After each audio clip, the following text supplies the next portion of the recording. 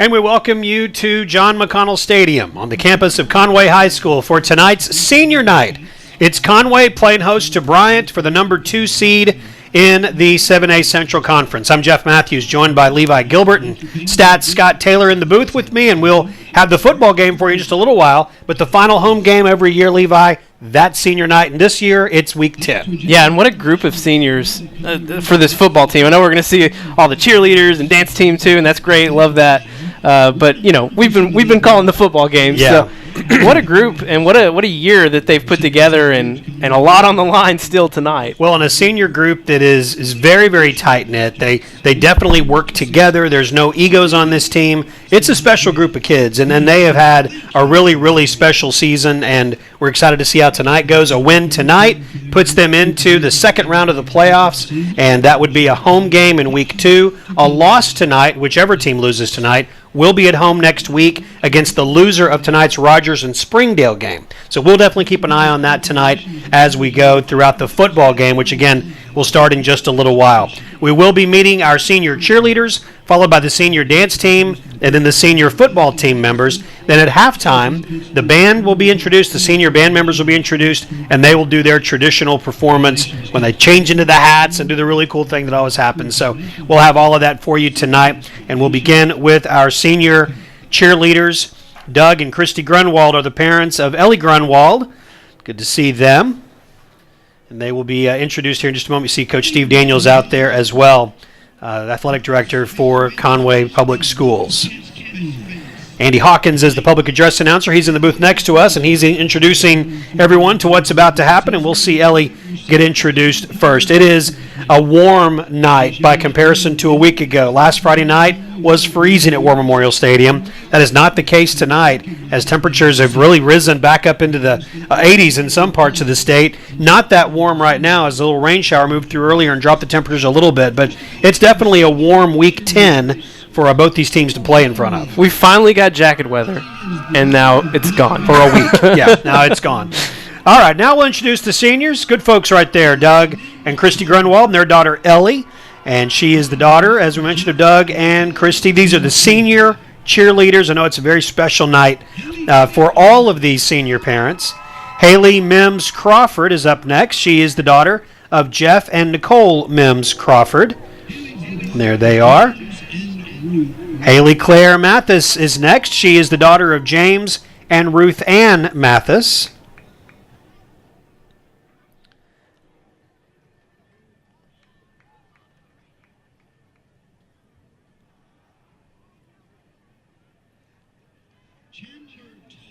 Chandler Tolke is next. She's the daughter of Jason Tolke and Missy Quinn. Jason Tolke and Missy Quinn. Good to see those folks and their daughter. I know, again, it's an exciting night for all these parents and kids. And as you mentioned, we don't know the dance and cheerleaders as well and the band as we do the football team, but certainly they put in a tremendous amount of effort to get ready for the season as much as anyone does. And you can hear a little bit the student section. They're Absolutely. going crazy. The senior dance team members are next. Brooke Church, the daughter of Tim Church and Melanie Church. So 4 senior cheerleaders and 6 senior dance team members before we get to the football team. Kylie Dallas, the daughter of John and Jamie Dallas.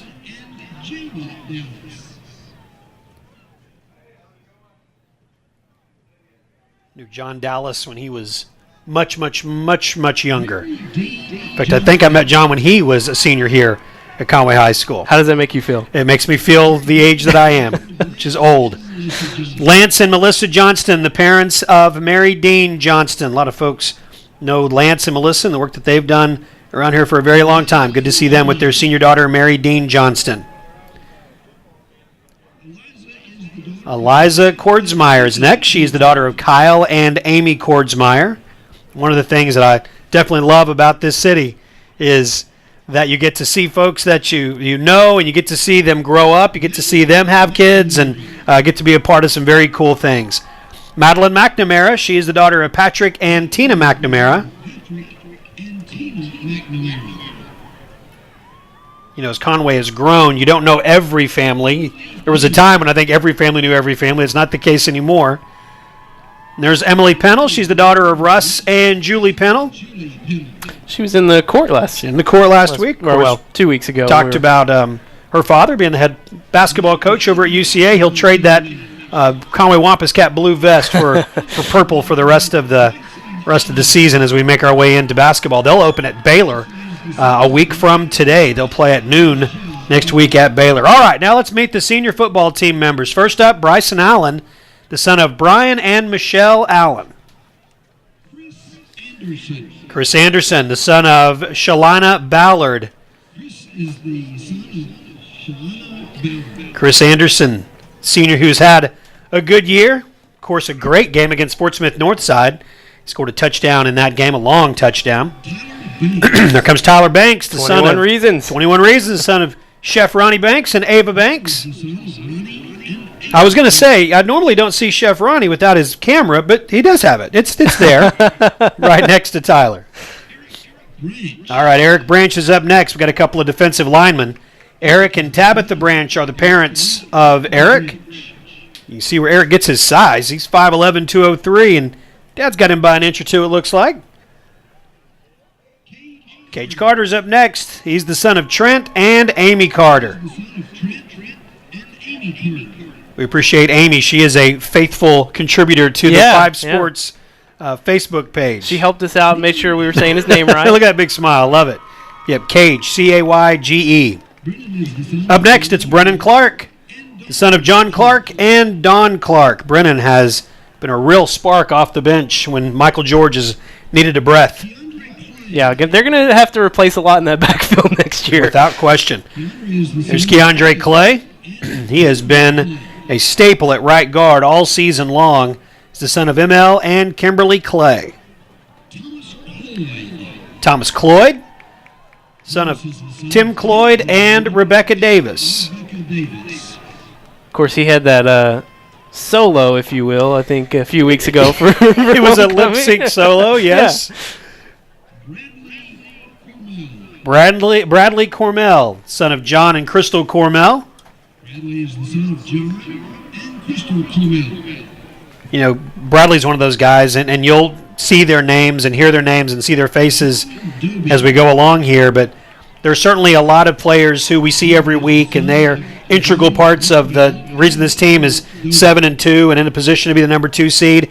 And then they're on Friday nights. Then there's those guys that you see, and that was Jordan Doby for a moment there, that you don't necessarily see on the field every Friday night. But they are such an important part of this football program, and it's great to see them get recognized tonight. Jordan Doby's the son of Ebony Maribel. Pretty sure I got both of those names wrong. Yvonne Maribel. That was Jordan Doby. Now Zach Friedel, son of Mark and Susan Friedel. Catch him now to Jackson Freeman, the son of Greg and Nita K. Freeman. Nita K. also a frequent contributor to what we do on Five Sports Facebook page. Jackson does it all. He's got 3 sacks, 2 interceptions. he causes havoc. Scored a couple of touchdowns as well. There's DJ Fuller, the son of Lasania Clark. DJ Fuller. Playing some inside linebacker this year. Ricky Fuller seems to make so many plays on special teams especially. Ricky's the son of Michael and Cassandra Blakely. Out there with one of the coaches. Garrett Fusilier, the son of Mitchell Fusilier and Tamara Fusilier. Leading tackler on this team. 97 tackles. He's going to break that century mark tonight. And he has been a fun football player to watch. I know I've struggled with his name at times. It's been greatly documented. But, man, he has been fun to watch play football. We'll miss him. There's Michael George. There's so many things to tell you about Michael George. He is the son of Michael George and Pamela Banks. Just a few of the highlights. He's the leading rusher in 7A football. He's the only 7A player in the top 20 in the state, averaging over 8 yards a carry. He has had a fantastic year. There's Terrell Grimes, the son of Katrina Grimes. And I expect big, big things from this team tonight. Tez Hammonds, son of Cortez Hammonds, Cortez and Keisha Hammonds. Yeah, you told me how excited you were down on the field. I'm telling you, I got a good feeling about it. This team is playing great. They're peaking at all the right places, and You know, the rivalry against Bryant is so big. We've lost 2 in a row to them. Looking for some redemption tonight. There's Stephen Henderson, son of John Henderson and Rochelle Priest.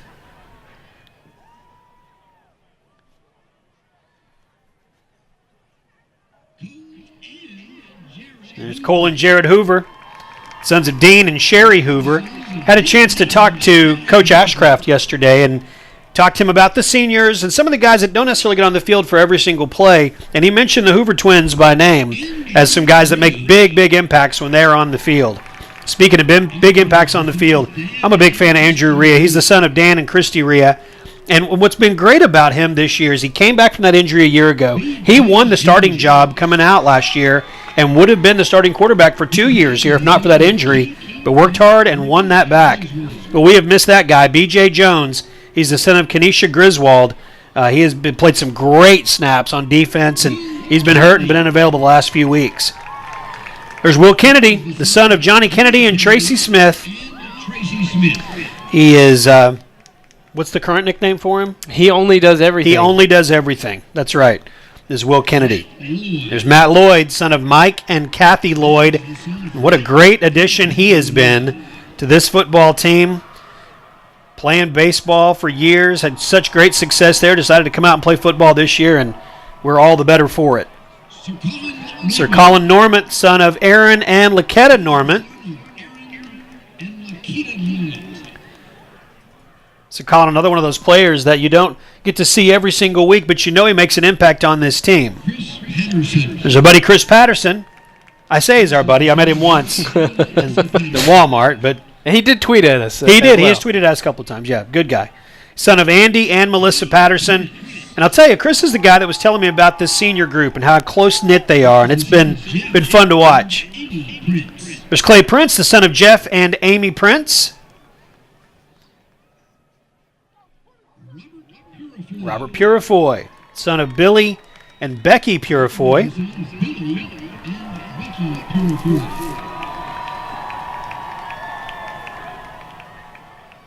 Very cool. Juan Rivas is next, the son of Andrea Lugay.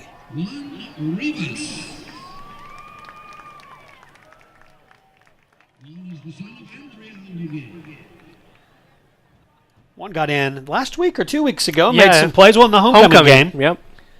He did. He was flying around. There's Nash Roach. Nash is the son of Tim and Heather Roach.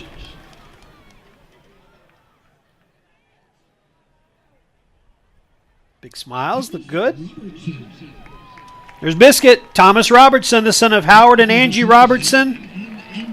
Big day today. Biscuit started following me on Twitter. Oh, nice. Yeah. I'm a little jealous. Well, I followed him first, okay. And then he gave me the follow back. So, but still, big day.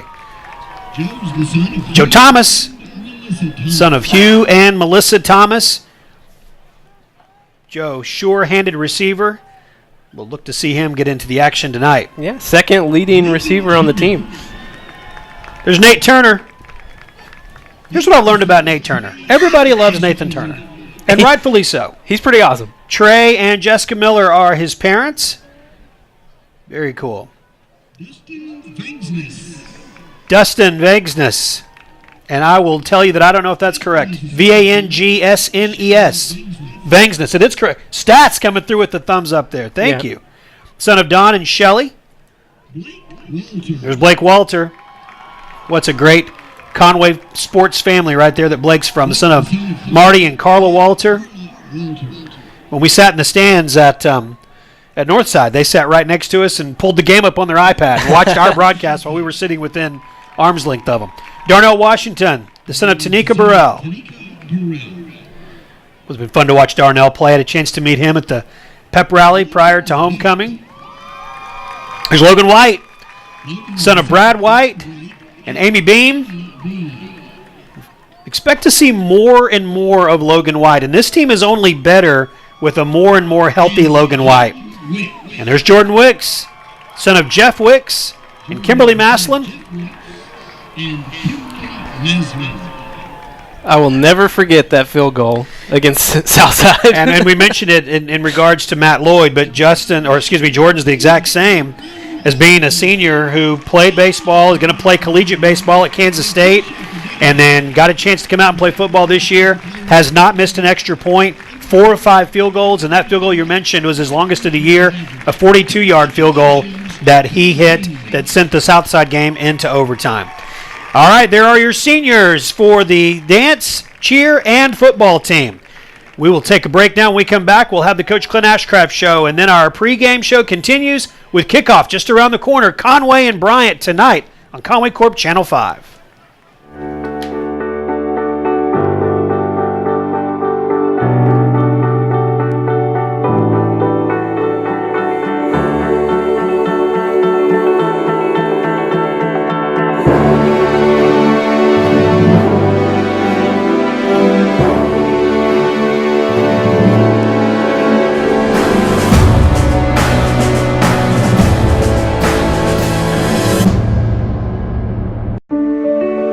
Your life is about to change forever, and Conway Regional will be with you every step of the way.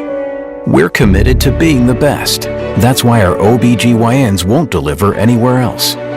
Your newborn will benefit from our groundbreaking nursery alliance with Arkansas Children's Hospital. And as you adapt to the new world that's in front of you, know that everyone at Conway Regional is all on the same team. Yours. One team, one promise. Conway Regional.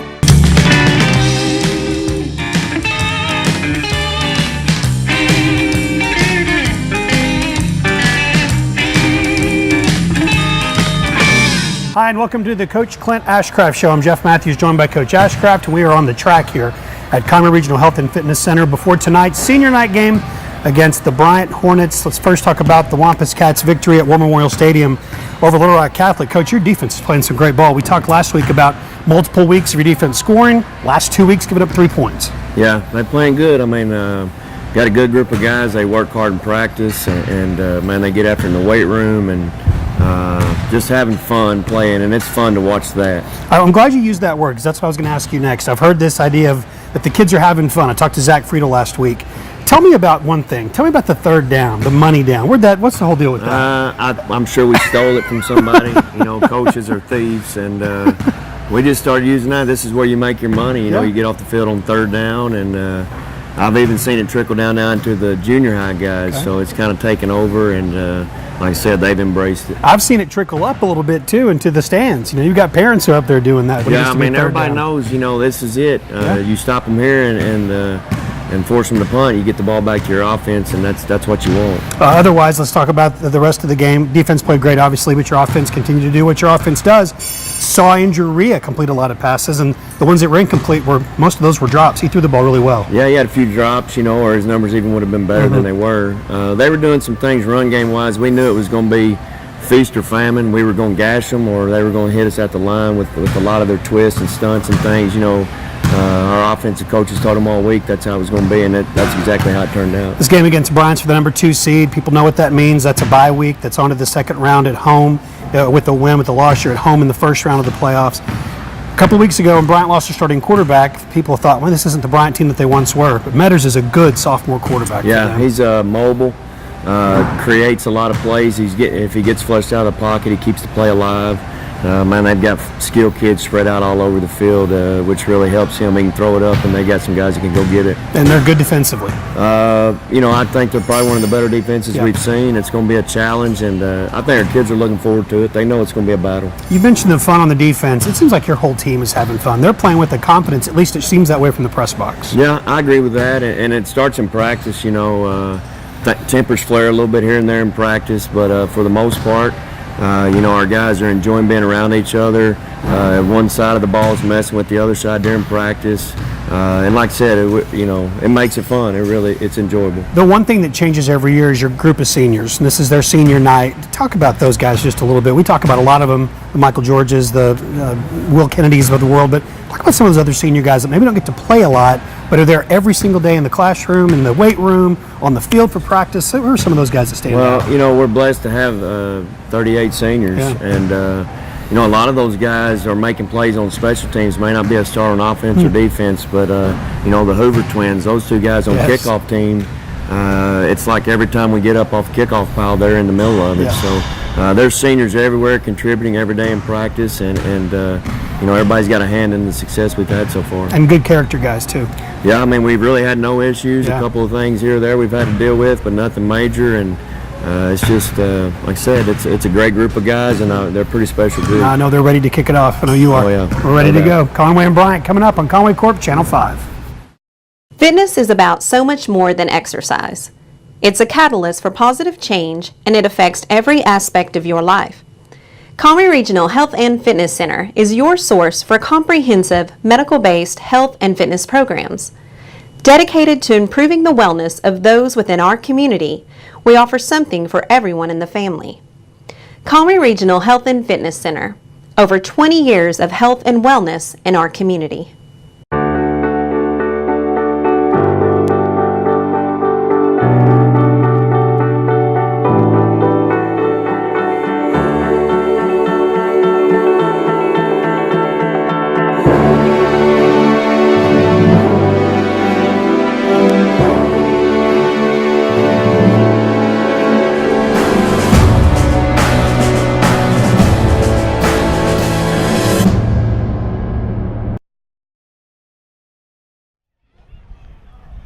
Wampus Cats making their way to the tunnel to come out. You see Zach Friedel, number 55. He's got the honor of running out with the sledgehammer tonight. It's going to be a good one. You've got Conway and you've got Bryant. Conway comes into the game really, really hot, playing some great football. They are 7-2 overall, 5-1 in conference play. Bryant is 8-1 overall, 5-1 in conference play.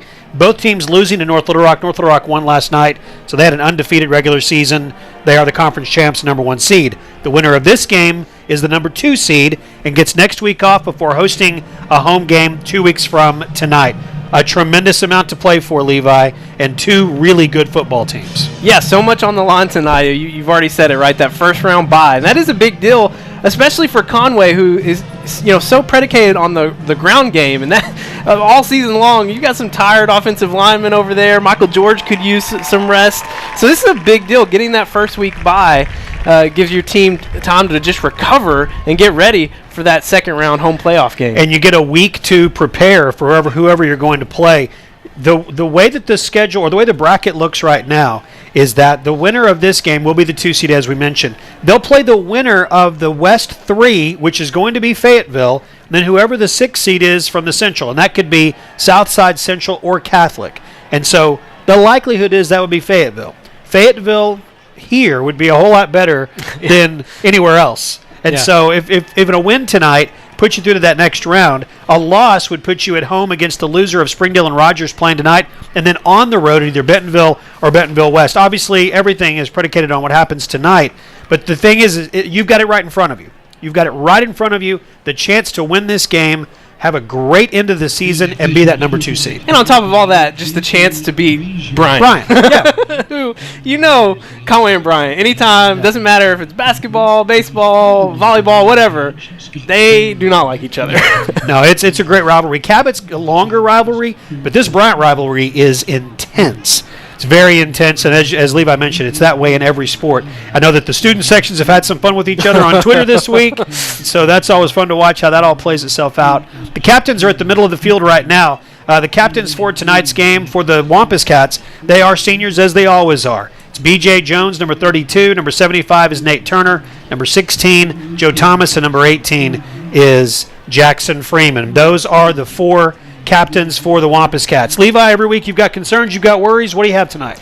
I got 2 worries tonight. Okay. Number 1, get started fast. Bryant, they're coming off their only loss of the season, so I say kick them while they're still down. Don't give them a chance to let something good happen and get that confidence back up after, coming off the loss from North Little Rock. So we got to get started quickly. And then really the key to me in this whole game is our offensive line play.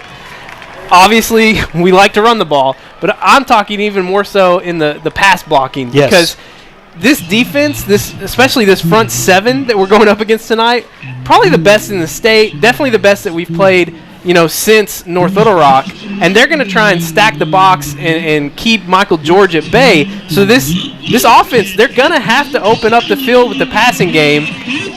this offensive line is going to have to get those blocks and hold them, give Andrew Rhea time. This has been a series between these teams of runs. Bryant has won the last 2. Conway won the 3 previous meetings. Bryant won the 6 previous meetings. So Bryant has the streak right now with 2 wins in a row. Interesting note, though, in those 2 games, their defense has absolutely shut our running game down. This is a combined numbers from the last 2 years. 56 carries for 74 yards. They're holding us to 1.3 yards per carry the last 2 times that these 2 teams have met. I will promise you it is going to be a different story tonight. That is a focused Wampus Cat football team. Everything that they want to play for is out in front of them, and I expect a big-time performance from these seniors and the underclassmen as well. It's going to be a fun night at John McConnell Stadium. We are thrilled to bring the broadcast to you. The balloons that have been released, they're going up into the air. We've got a big, beautiful full moon that's right above the visiting stands right now. That visiting stands, they are packed, no surprise. Bryant has brought their band and 3 sections filled of folks over there. I have some friends. We had our life group on Wednesday, and we're having dinner. And he's been telling me, I'm going to come to a game. And I was like, well, you got to come this week. It's going to be a good one. Right. And he's like, who are they playing? I said, Bryant. All of a sudden, his wife just, her ears perk up. She turns around. Apparently, she is from Bryant. Oh, okay. And she was like, well, I'm going to wear a Hornets shirt and sit on the Conway side. And I said, listen, I cannot protect you if you do that. You cannot, no. So please don't do that. Glad that you were able to, I hope so, talk some sense into her. Yeah. I don't know if they're here or not, but if they are, hopefully she's wearing Conway. Protected. Not Bryant. Martin Ramirez is the kicker for the Bryant Hornets. Conway is going to get the football first. And so as you talked about, Levi, if you want to strike quick, the good thing to do is get the football first. So Conway will get a chance. Deep to receive. It is Will Kennedy, and it is Brennan Clark. Clark will take inside the 10-yard line. Brennan Clark with the he had Ramirez to beat. Ramirez got him down. Right at midfield, Martin Ramirez, the kicker, made the stop. Matt Lloyd bouncing off the pile there, and these Wampus Cats with a big return. Yeah, great blocking by this return team. A great block by Will Kennedy, too, getting out in front of Brennan Clark. And Clark saw it open up. He made one cut and just went for it. Had one guy to beat. He couldn't do it, but great starting field position for this Conway offense. This Bryant team is ranked number 2, 3, and 4 in different statewide polls. Conway is ranked number 5 in all of the big statewide polls. None of that matters, of course. You've got the 2 teams in front of you right now. Andrew Rhea with Michael George behind him. Handoff to George. Michael George. Michael George! So much for your 1.3 yards per carry. Michael George with a big run, move the chains. It's a Conway Regional Health System first down. Got a player down on the field. That's Nate Turner. Nathan Turner coming off the field slowly. He's been struggling with some little nagging injuries the last few weeks. Looks like he pushed Michael George in the back, gave him kind of a boost, and then he got rolled up on. Nate trying to walk it off and sat down at the hash marks, and Coach Ashcraft went out and helped him along with Jacob Walton Connor, one of the trainers for the Wampus Cats. Such a huge part of this offensive line. You just hope that it's nothing serious and they can get him back out there soon. He seemed to be getting more of his normal steps back as he was making his way off the field. Robert Scott, the 6'6 sophomore, takes his place at left tackle. George. Michael George into the secondary. Kicks it outside. Michael George pushed out of bounds. Move the chains again. 2 runs, 2 first downs for the state's leading rusher in 7A, Michael George. You called it on the first play, right? So much for that 1.3 yards. Right. Yeah, that's not happening tonight. Of course, you feel very confident coming in. Michael George averaging 8 yards a carry. First and goal for the Wampus Cats. Ball is right on the 10-yard line. He's got 39 yards on 2 carries already. That puts him over the 1,600-yard mark rushing on the season. Rhea with George behind him. Feed him again. Loss on the play. Tackle is made by Jake Wright. It'll be second down and goal. Mention how good this Bryant defense is. They have played good all year long. And they are hoping to carry what is a banged-up offense and not let anybody get too far ahead. Second down and goal from the 12.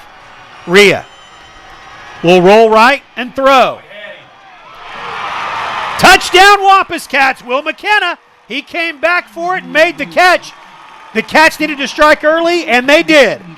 And it's that passing game, too. We talked about it in the pregame, how important this passing game is going to be to opening things up for Michael George. And great job there by Rhea.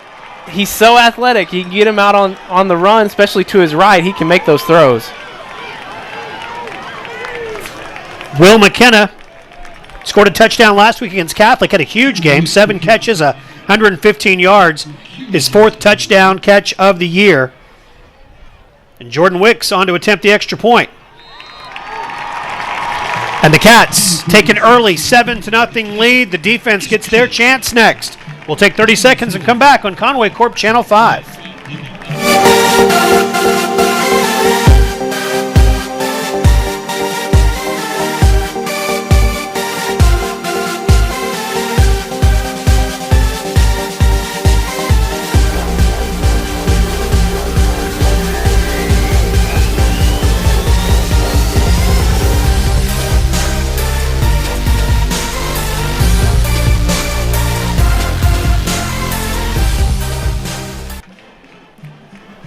10:46 to play in the opening quarter. The Wampus Cats got the football first, and they scored. I love it when Conway, they hear my worries from up on high, and they address them immediately. Those were my 2 worries. Get started fast and get the passing game going. We saw both of them addressed right there on that first drive. It's nice to be in sync with them. I know. It's like with the youth. They just hear me and they listen, and I really appreciate that. I have toddlers who don't listen. So. Right?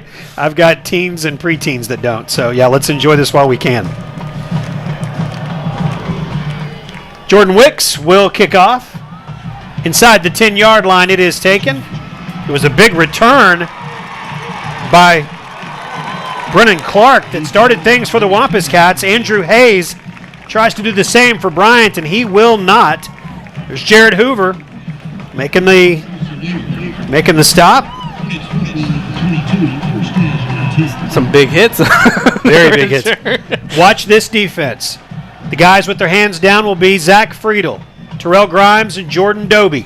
They will be your 3 starters, those 3 seniors along the line.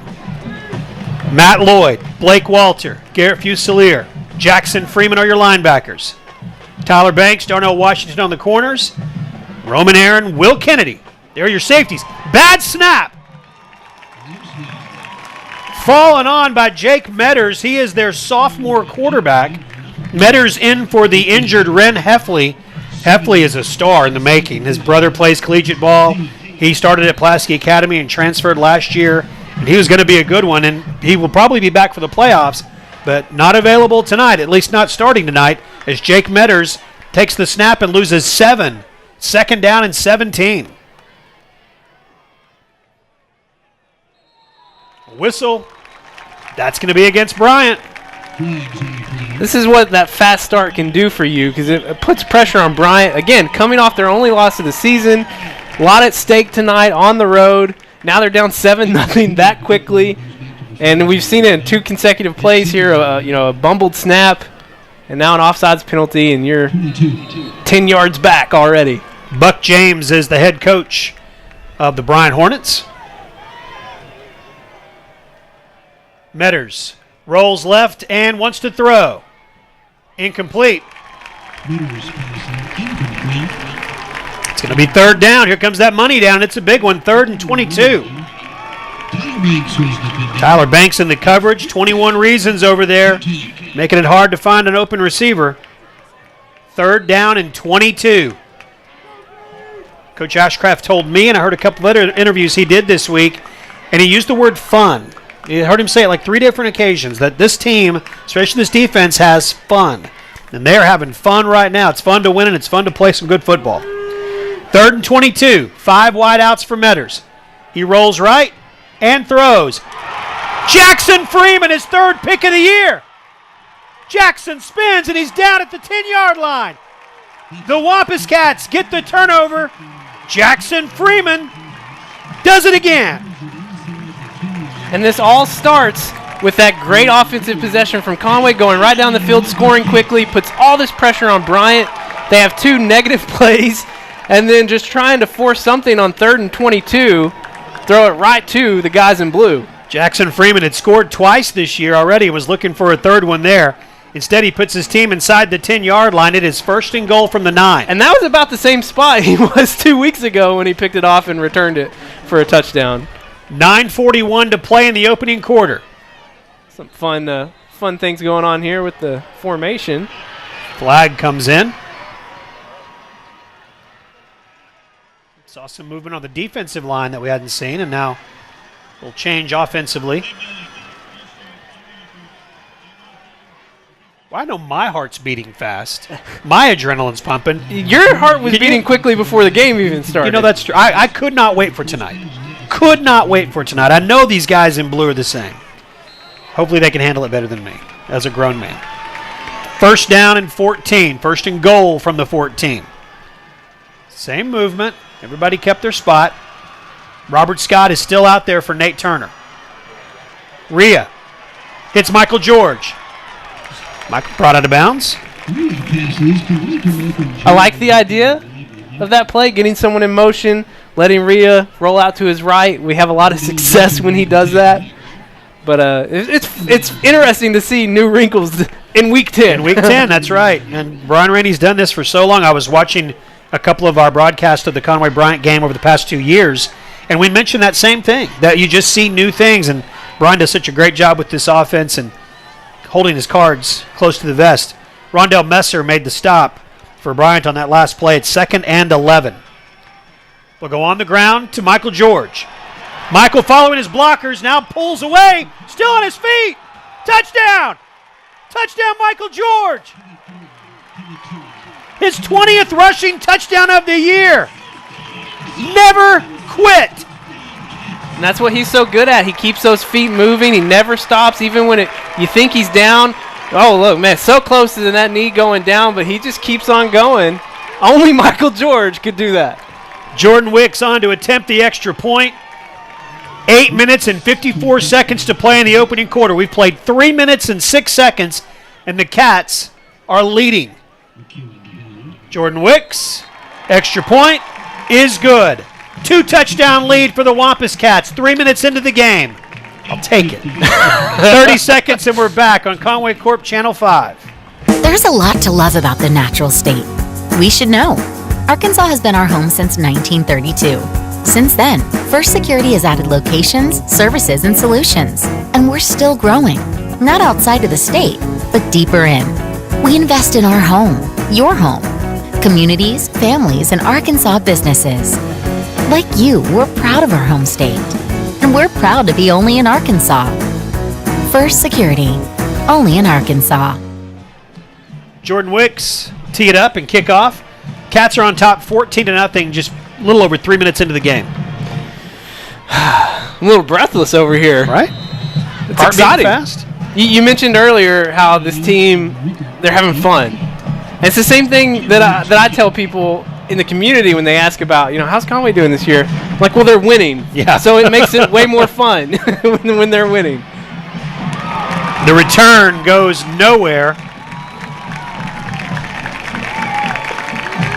Ricky Fuller coming off the pile there. Tez Miller as well. Jared Hoover. On the return was Ahmad Adams.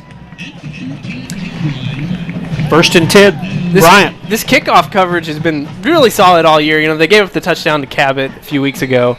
But they're playing with a little extra edge tonight. Yeah. They've been 2 kickoffs already, and they've been pinning them deep. Everybody's flying around. All right, 1st and 10. Metters, the sophomore quarterback, will hand off. Latavian Scott is their running back, number 23. He's a 5'9", 190-pound junior. Led the way a week ago against North Little Rock. He had 95 yards on 22 carries. Picks up 4 there. It's 2nd down and 6. I talked in the pregame about how good this Bryant defense is, but I really need to brag on our defense. Absolutely. Too, especially the last couple of weeks. I was surprised looking at the numbers, but Conway's defense has given up less points per game this season than Bryant has. Hey, and it is worth mentioning Corlin McKinney's on the field, but so is Kane Aaron. Nice. Look at that, number 99. He is back after much of the season he's been gone. Between his return and Logan White's return, this defense that's playing its best of the season is getting better just with the personnel that's back. Yeah, and almost whole again, yeah. I remember when he went down and the word was, we'll should have him back at the end of the season. Yep. They were right on. All right, money down. How about that defense from Roman Aaron? Roman gets up, knocks it down. It is 4th down and 5. The secondary playing the best that I've seen all season is, they're not letting anybody get behind them. And there's a couple guys there when the throw goes up in the air. Inspired is a good word for it. Will Kennedy, Jackson Freeman are deep to receive the punt. They stand on their own 41-yard line. Jackson Freeman and Will Kennedy. 7:40 to go in the opening quarter. Cameron Vale is their punter. Will Kennedy takes the punt at the 44. Looks for room. Be pushed out of bounds at the 47-yard line into Bryant territory. It'll be 1st and 10 for the Wampus Cats. All right, so the Wampus Cats going to head back out. 2 drives, 2 touchdowns. I like that efficiency. Pretty good. Yeah, no, that's kind of what you're looking for. 1 in the air, 1 on the ground. I mean, this offense really over the last, I'd say, 3 weeks, that passing game has really come on, and it's balanced the offense out a little bit. It's on Friday night at 7:15. So the game started 15 minutes ago. We played, obviously less time than that. But for folks who are just showing up, and there are some that are just making their way to their seats, they've already missed 14 points. Yeah. They look at the scoreboard and see that story being told. All right, 1st and 10 Cats. Senior quarterback Rhea, senior running back Michael George, and a whistle. Let's see what that call is all about.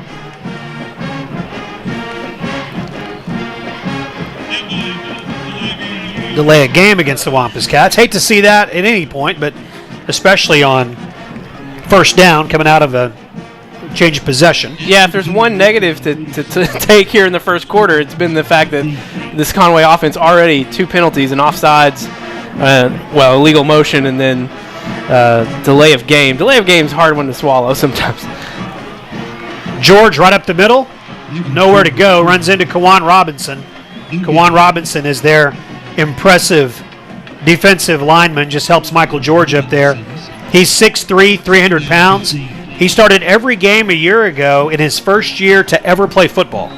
This is just his 2nd year to ever play. He plays basketball. You'll remember him, if he plays this year, as the 6'3", 300-pound basketball player. Well, I remembered the name when you said it just now, and it kind of gave me those shivers a little bit. Rhea back to pass. Rolls and throws. Complete. Down at the 43-yard line. It's Chris Patterson with his 3rd catch in 2 weeks. Great to get it close to a 3rd down. Great job there by the offensive line, giving Rhea time. That was that play we saw on homecoming a few weeks back where Michael George runs that wheel route over to the left. Right. They executed it so perfectly 2 weeks ago, but there was pressure. Rhea couldn't get it off, but he had time to get out to his right and find another guy. 3rd down and 6. And you're watching the maturation of Andrew Rhea being able to look from his 1st to his 2nd to his 3rd. Now, there was a different look. Wow. They're pulling out Halloween was Tuesday, guys. It is a full moon tonight, though. Wow. That was a direct snap all the way back to Michael George after Andrew Rhea looked to the left. He sold it, too. Yeah, he did. did. It's like, hey, I'm looking over the sideline. Maybe we're going to call a timeout. Direct snap to George. He picked up 3 yards, so it's 4th down and 3. The Cats are leading 14-0. See if they're able to pick up the 1st down here. Thomas in motion. Pass. Incomplete. No flags on the field, and so Bryant is going to take over. Conway leading 14-0, but little momentum that could shift on a play like that, a series like that. Yeah, and it was kind of a strange possession, and I don't hate going for it on fourth down. Conway's been great on fourth down this year, 65% on fourth down on the season, but the field position there is a little iffy to me. Yeah. Well, we'll see what Coach James pulls out of the hat here. But, you have a lot of confidence in your defense the way they've played on 2 possessions. Jake Metters, the sophomore quarterback, with Latavian Scott next to him. The pitch to Scott. He'll pick up a first down.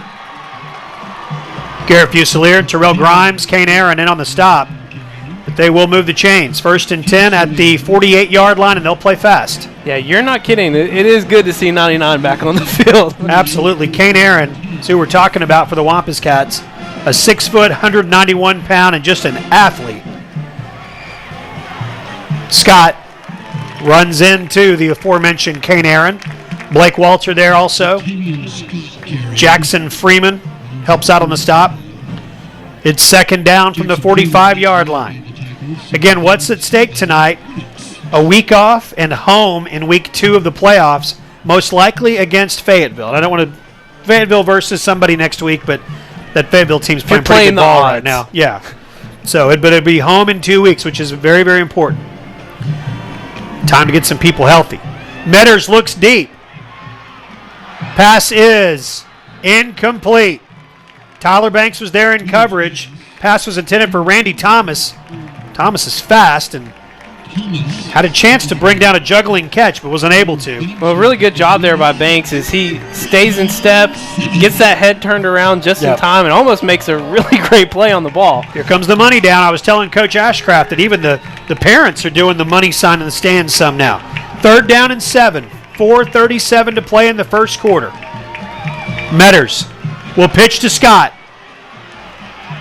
He will cut it upfield and get a first down and more. Latavian Scott doing his best Michael George impression. Pushed out of bounds at the 35-yard line. Move the chains. That's a big first down pickup for Bryant. Yeah, Conway had the angle, but Scott, very quick, cuts it back upfield, and he picks up the first down and a lot more. They'll go fast. 1st and 10. Metters will stay on the ground. Nowhere to go that time. Corlin McKinney, Zach Friedel, they team up on the stop. Chris King, their little bowling ball of a running back. I say little, he's 5'6". He's 190. That's solid. 5'6", 190, a senior. Yes. Yeah, wow. 2nd down and 9, picked up a yard. Metters will throw. Roman Aaron on the coverage. Nope, check that, Tez Miller. Tez Miller came up and knocked it away from their talented tight end, Luke Curtis. And it is the money down again, 3rd and 9. Man, the secondary playing so good tonight. I don't think we've seen the last interception tonight. I just feel like they've got something in them to step in front of a pass or two again. Yeah, they've been there at every pass. 3rd down and 9. Metters throws. Knocked away. Jackson Freeman's turn that time. Knocked it away from Curtis, and it's 4th down. You called it. Secondary playing great. Or even all the coverage. I mean, obviously a linebacker there dropping back in coverage. They're going to have to do it one more down here as this is not within Bryant's field goal range. They've always had good kickers. The backup kicker at UCA is Hayden Ray, who was their kicker a year ago. Ramirez, not as much confidence in his leg. 4th down. Metters hit hard at the 17-yard line. And it will be short of the first down. Let's see where they place it. It was 4th down and 9. He may have stepped out of bounds. And they're going to bring the chains all the way across. Zach Friedel was the closest Wampus Cat there. You see they've got the football between the 16 and the 17-yard line. So they'll come all the way across the field. Check it out. Again, the Wampus Cats are at home for their next game, whether it's next Friday night or in 2 weeks. Regardless, depends on what happens tonight. I have had the hardest time explaining this to my wife, who is not, bless her, she just doesn't know much about football. And I'm trying to explain, well, if we win, we're going to be off a week, but then we'll be home. It's just all above her. He got it. Needed 9 yards, got 9 in the length of a football. So it's 1st and 10 Bryant. That's a really big run by their sophomore. Maybe that's a future 501 column. Is you could write how to explain the way a bracket. It is confusing. It's very confusing. Well, it's even more confusing in the bottom half of the 7A Central. Yes. Wow. Yeah, there's all kinds of scenarios tonight. The only thing we know for sure is North Little Rock's the 1, Cabot's the 4. Everything else is at stake tonight. In fact, everybody still has a chance, too. Nobody is eliminated. Will Kennedy. He tracks down Latavian Scott. Good to see the senior Will Kennedy making a big play there. The 19-yard line, 2nd down. Something I'm going to have to be very aware of tonight at senior night is, there's not many more plays left for us and these guys. Yeah, that's true. That's true, and they have been fun to watch, not only this year but beyond. Metters, pressured! Fusilier sacks him.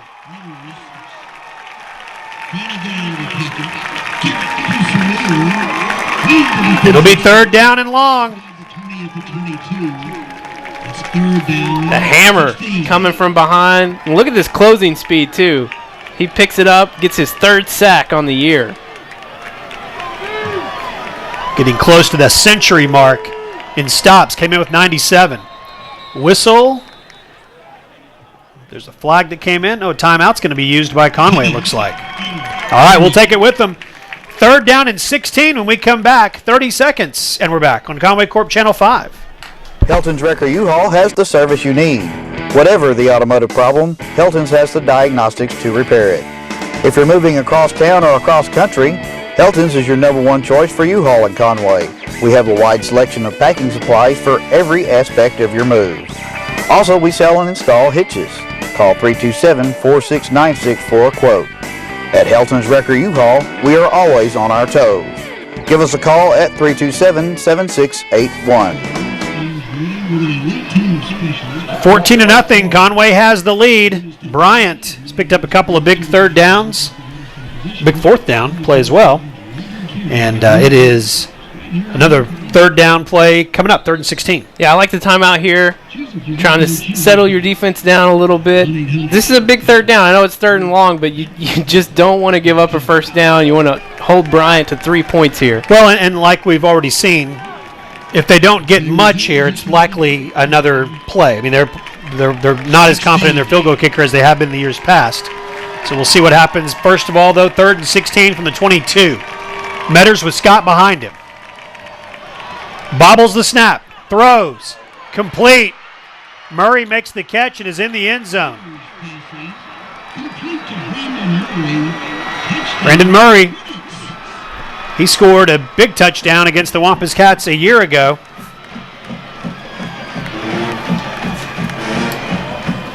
And scored a week ago against North Little Rock and has now scored tonight.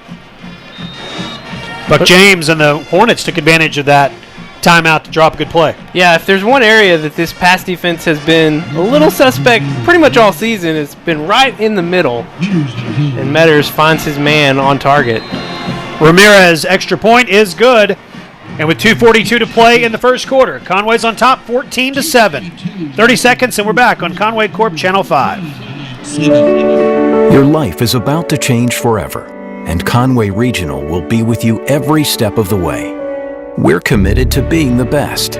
That's why our OBGYNs won't deliver anywhere else. Your newborn will benefit from our groundbreaking nursery alliance with Arkansas Children's Hospital. And as you adapt to the new world that's in front of you, know that everyone at Conway Regional is all on the same team. Yours. One team, one promise. Conway Regional.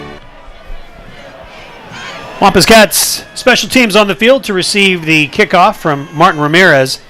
Last time the Cats had the ball, some interesting play calling and going for it. Field position game, and as you talked about, really wasn't that much of an issue because of how well the defense had been playing. As it turns out, it was the 3rd and 4th down plays that made the difference in that drive for Bryant. Well, anytime you give the opponent a short field, it's just a little bit easier for them. Brennan Clark out to the 23-yard line. To the 23-yard line. And it will be 1st and 10 Wampus Cats there. I think we might see this offense settle back into its bread and butter on this possession. Andrew Rhea has a touchdown pass tonight, his 15th on the season. And Michael George has a touchdown run, his 20th touchdown rushing this year. He also had a reception for a touchdown. So 21 times Michael George has found the end zone. I dug into Rhea's numbers a little bit. I'll share a little bit as we go on this possession, but the last 3 games for him have been a huge improvement over the first 6 games. Okay. We'll dig into that as this drive goes. 1st and 10 on the ground to Michael George. Following Chris Anderson. Michael out to the 30-yard line. It'll be 2nd down. So Rhea coming into this game, 1,500 passing yards, 14 touchdowns, 5 interceptions, 58 completion percentage. But if you look at the last 3 games alone, no interceptions. He's thrown for 632 yards, 6 touchdowns, and his completion percentage has been all the way up to 65%. Wow. So he was 55% in the first 6 games, 65% in the last 3. He's basically 40% of his overall production has happened in these last 3 games. Michael George will cross the 35-yard line, move the chains for the Wampus Cats. It's a Conway Regional Health System 1st down.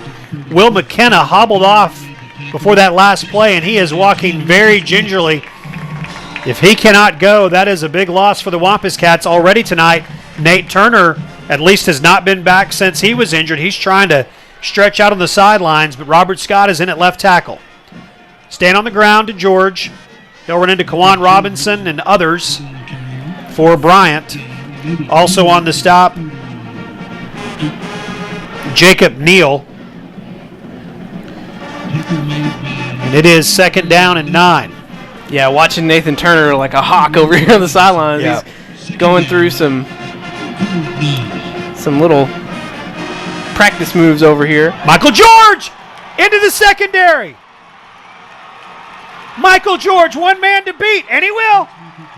63-yard touchdown run for the state's best, Michael George. 128 yards for Michael tonight. 2 touchdowns on 10 carries, so he's averaging 12.8 yards, well above his 8-yard per carry average on the year. Michael George, his 9th consecutive game, over 100 yards rushing, 9 consecutive games, scoring a touchdown,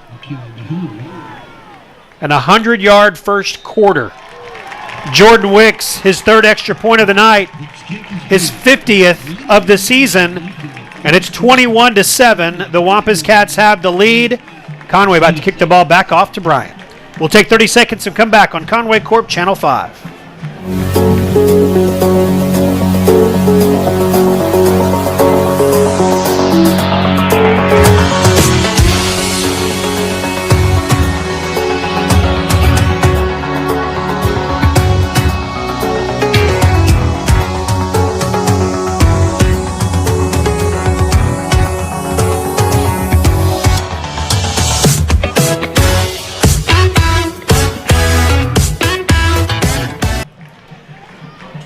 A minute 9 to play in the first quarter, and the Wampus Cats have scored 21 points against this vaunted. You know,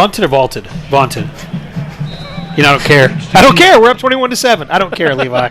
I don't think it's vaulted, because that Wouldn't be be vaulted at all. jumping, Vaunted. right? Yeah. Man, I wish we were on the road right now. I know. Somebody watching would be have their Grammarly fired up. They would tell me what it's supposed to be. Vaunted.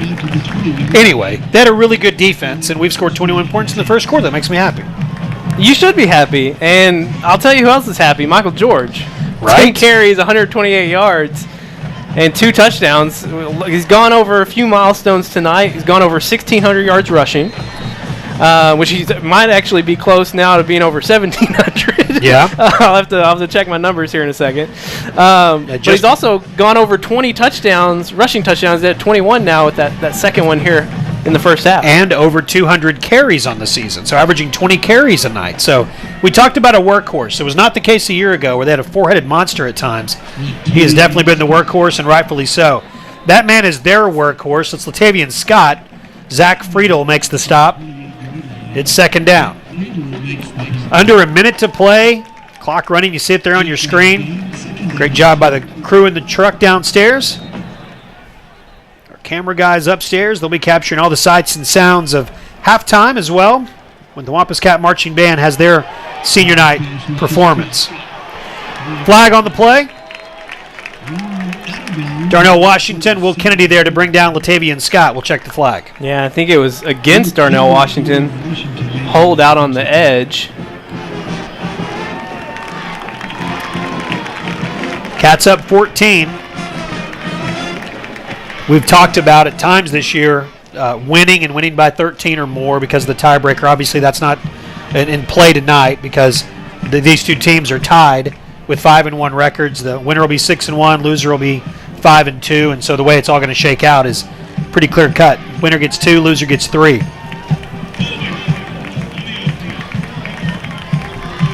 This, along with the Bentonville versus Bentonville West game, and boy, that's an interesting story up there. I don't know if you read the paper this morning, but they talked about this rivalry, and Bentonville West for one more season, just this season, still play in the same stadium. They play at Bentonville High, which is where we played a few earlier in the season in week 3 of the season, or week 2 of the season, week 3 of the season. Metters back to pass. Pass is complete. Stepped out of bounds at the 30-yard line. Be third down and short. Metters' pass was caught. Well, that was an odd-looking throw. I thought I thought a lineman caught it. I did too, because I didn't even see. The story with Bentonville and Bentonville West, though, is that even though the game is being played at Bentonville High School, Bentonville West is the home team, and they're forcing Bentonville High to not dress in their huge, their huge facility they have there on campus. They're making them dress in the visiting locker room and making their fans sit in the visiting stands. Wow. And according to the paper this morning, the Bentonville coach, Jody Grant, went to the West coach and said, hey, is there any way we can just go ahead and be the home team for this one? You guys can host the next 2 years when we play each other. And the coach for West said, absolutely not. Our guys have earned this. Yeah, I would say no, too. Yeah. I mean, so we'll keep an eye on that game. The winner gets the 1 seed. The loser gets the 2 in the 7A West. Metters looking to throw, pressured by Matt Lloyd. Matt Lloyd gets a sack. You can add that to a season that's had a fumble recovery, interceptions, tackles for loss. Matt Lloyd, first year playing football, going to get close to 100 tackles before the night's over. Well, he just bull rushes Scott there and then makes the move inside, just straight up beats him. We have played 1 quarter, and the Wampus Cats are up 14, 21-7. Conway on top. We'll take 60 seconds and come back with the second quarter next on Conway Corp Channel 5.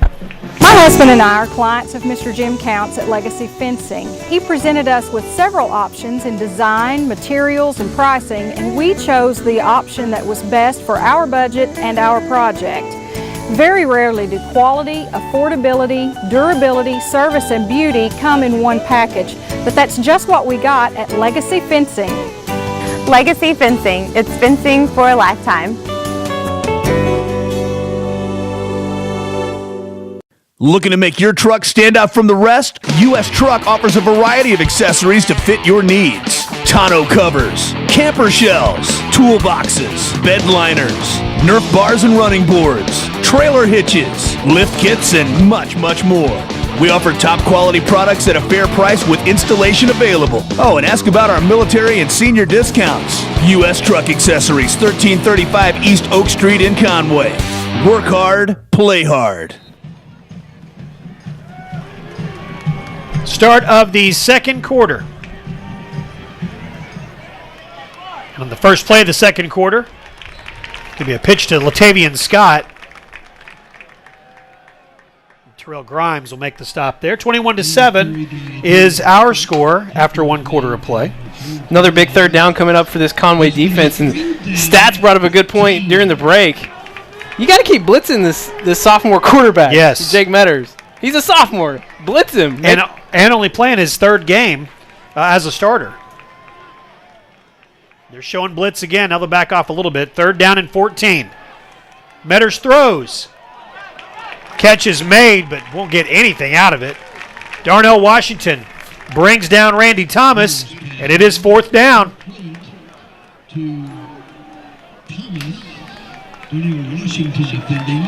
It's 5th down and 12. So 4th down and 12. The Wampus Cat defense gave up that one drive, and on that drive it was 3rd down and 4th down conversions that really was the difference, and the short field, as you mentioned also. But now, good drive here defensively. Cameron Vale will punt. Will Kennedy. Whew. Will. I already told you my heart's beating fast anyway. Well, listen, I've said this so many times. You said it a year ago tonight. Yeah. Did you watch did. that game? I watched the Bryant game from a year ago. You made the same comment. There is no position on the field that I would. You just couldn't pay me enough to do it. That's being a punt returner. Yes. There's just no way. No, you don't want that job. First of all, my depth perception is all messed up. And it's got to be worse a year later. Oh, yeah. I mean, So you didn't want to do it a year ago. You sure don't want to do it now. Absolutely not. All right, 1st down and 10. Wampus Cats back on offense, leading 21-7. Just underway in the 2nd quarter. Brennan Clark gets a chance now. Clark had a huge return to begin the game. He is dropped by Jacob Neal, junior linebacker. Neal made the tackle. Got some good momentum before he was stopped at the 34-yard line, 2nd and 6.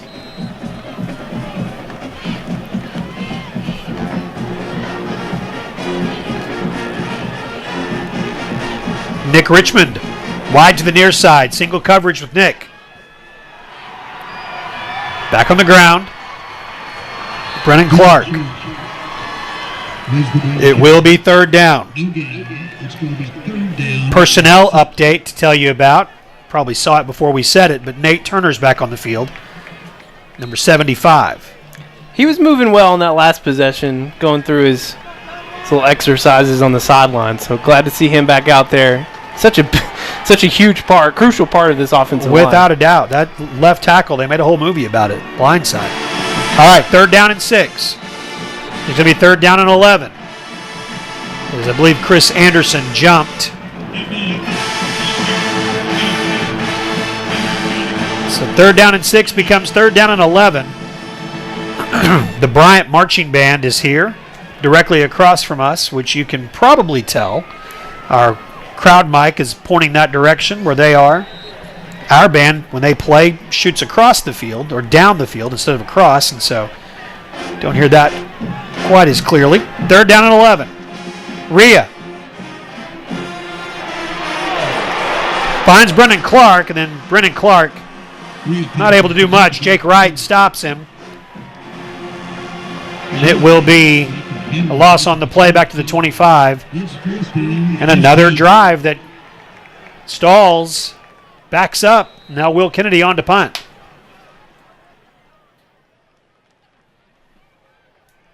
Need a big kick here from Will Kennedy. Yeah, we need to turn the field over. That's will be a good thing. Back at the 40-yard line is the punt returner. Fair catch called for and made there. Made by Mike Jones, the senior. Will Kennedy averaging just over 35 yards a punt this year. He and Garrett Fusilier both were kind of sharing duties early on, but it's been Will's job really since week 2. 8 minutes and 50 seconds to play in the first half. We do invite you to stick around at halftime. The Conway Regional Health System halftime show will happen, and that will include not only our look at stats from the first half and the scoreboard from around the state, but also, and probably most importantly tonight, the senior night performance from the Conway Wampus Cat Marching Band. Metters throws, complete. Roman Aaron will make the stop. Catch is made by Jacalen Pittman. Pittman, the tough dude. He broke his collarbone twice last year. Goodness. Still playing, finished out the season and has played this year. And senior makes a big catch there and moves the chains down to the 35-yard line. 1st and 10 for the Hornets. That's Scott. Hit out of bounds by Tez Miller. Tez Miller's a bad dude, man. I love watching Tez Miller play. He comes all the way across the field, gives the hit, and then gives a little bit of a stare down. Not too much, just the right amount. And he's new to Conway. He doesn't even have a lifetime of frustration against Bryant. 2nd down and 2. The pitch to King.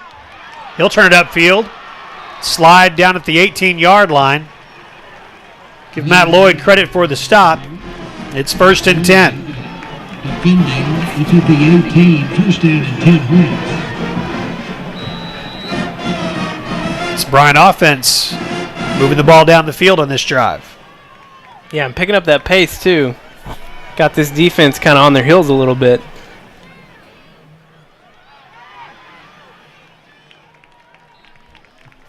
Brought down at the 15-yard line. That's King, Chris King. Wrapped around at the 15. 2nd down, 7. 2nd down and 7. Fusilier makes the stop. Got Scott set up behind Jake Metters, number 16. Forced into action when their starting quarterback, Ren Heffley, broke his collarbone a few weeks back. It's a good run by Scott, and he'll find the end zone. Latavian Scott, good size, 5'9", 190, and he's in the end zone for the first time tonight, and it's 21-13.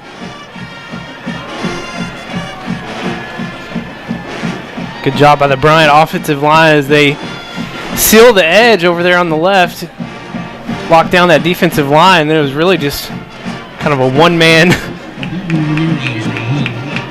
race over there on the left, and Scott making a good cut upfield. Martin Ramirez will attempt the extra point, and it makes our score 21-14. Conway's got the lead. 7:44 to go in the first half. 30 seconds, and we're back on Conway Corp Channel 5.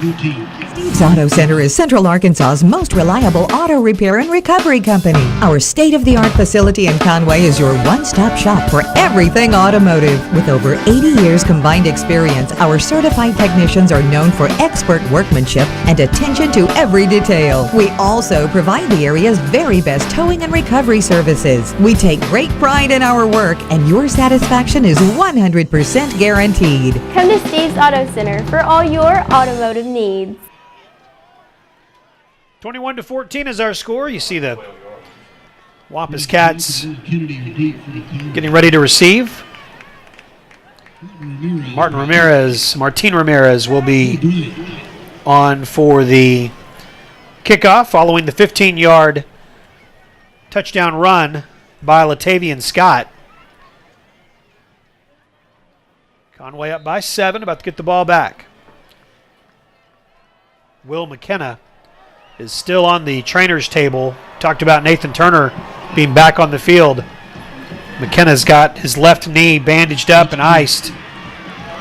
Brennan Clark, another big return. He couldn't keep his balance. You know he feels sick about it. Brought down at the 36-yard line.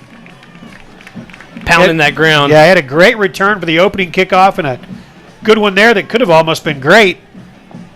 It'll be 1st and 10. Wampus Cats at the 34-yard line is where they put the football down. So Andrew Rhea, Michael George back behind Andrew. Michael George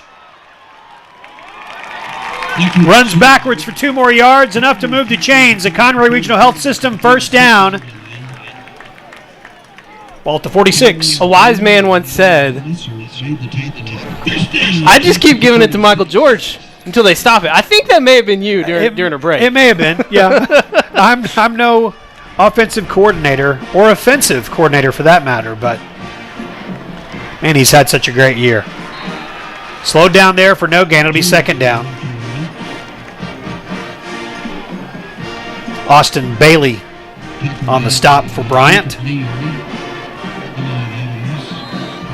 It was a year ago these two teams were playing for 3rd and 4th seed, as Northside was the number 2 seed out of the Central. 2nd down and 10. Seems like every year, we talked about it in our preseason show back at Conway Regional Health System back in August.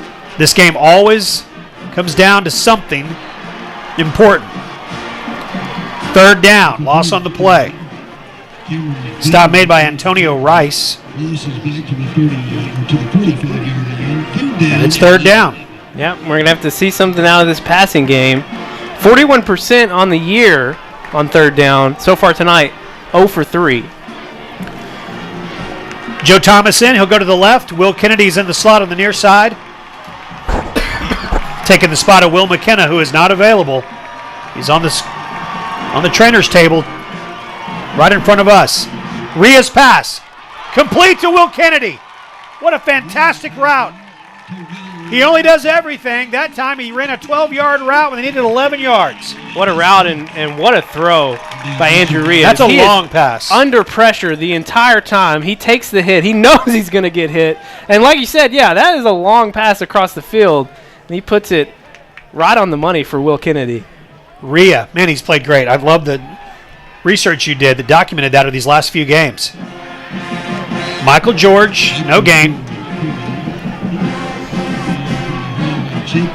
Stop is made by Jake Wright. Antonio Todd was there as well. Yeah, I mentioned it again. Over the last 3 games, 632 yards, 6 touchdowns, no interceptions, and a completion percentage of 65% for Rias. He's really come on these last 3 games. And this Conway, if they want to do big things in the playoffs, they're going to have this passing game. Second down and 10. No room that side either. Third down and 10. Wallace on the stop.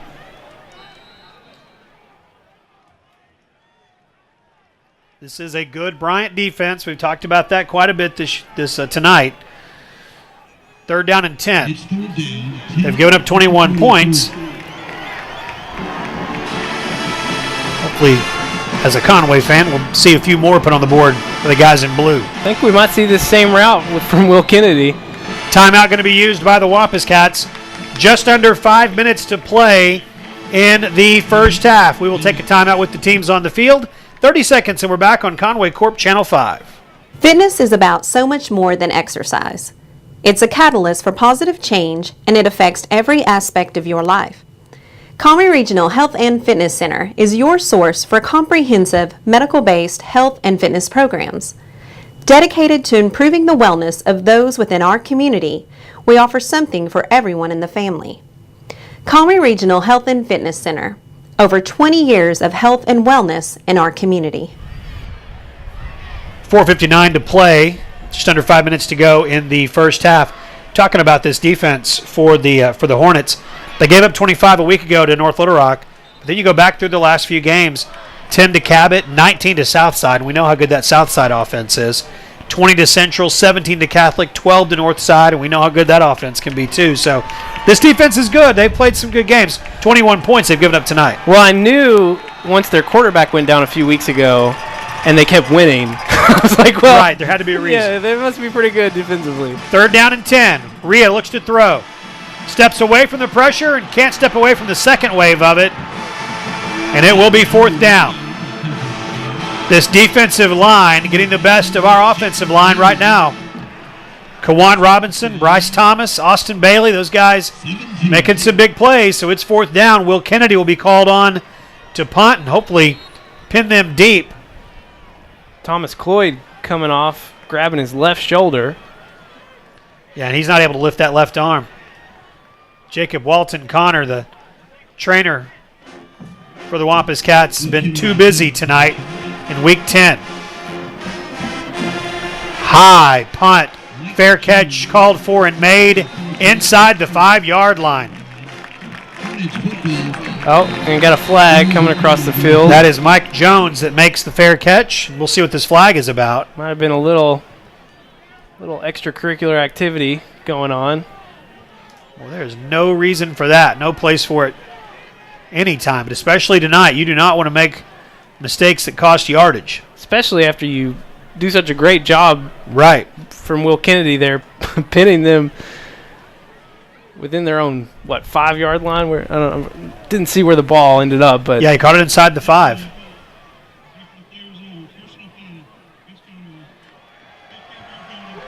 So that's going to cost him 15 yards. So whatever that was, that's just the type of mistake you can't make.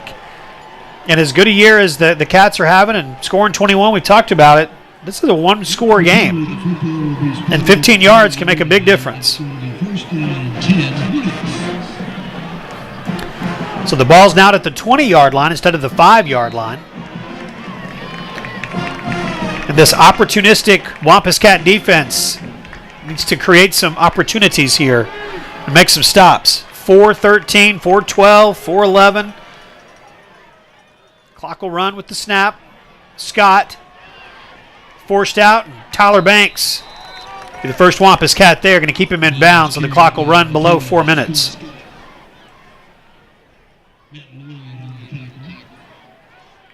Matt Lloyd was there also. Yeah, and if Conway can come up with a 3 and out here, or just a short possession for Bryant, there's still plenty of time for them to try and get more points on the board. 3-yard gain on that play. It's 2nd and 7. Metters pressured, gets away from it, still pressured, will throw, incomplete. See if they throw a flag for intentional grounding. They will not. Zach Friedel and Kane Aaron having a meeting at the quarterback. He threw it in the general direction of a Bryant receiver, but there's no way he saw him. That's true, just by coincidence. And Scott's questioning whether or not he got it past the line of scrimmage. Yeah, the line of scrimmage is the 20. Correction, 23. Yeah, I don't think he did. All right, so regardless, it's 3rd down and 7. Here's that money down, and the incomplete pass stopped the clock. So if the Cats can get a stop here, they will have plenty of time to try to get some more points on the board. Metters, pressured. Kane Aaron got him. Kane Aaron. Good to see Kane back. A little salsa dancing going on. I like it. Been waiting weeks to hit somebody. Man, he is a force. It's good to have 99 back. Oh, man, Robin was right there, too. I hope she got that on.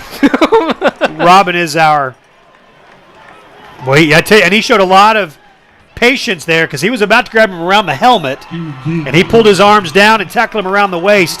So 4th and 17. The Cats will have a chance here under 3 minutes to play. Chance to get some more points on the board before halftime. That was tipped. Taken at the 40-yard line by Jackson Freeman. Dropped at the 38, so the Cats have got fantastic field position. 2:41 to play in the first half, leading 21-14. So the defense did their job there. Yeah, defense did their job. Now it's time for this offensive line and Michael George to do their job. Short field. You at least have to come away with 3 points on this possession.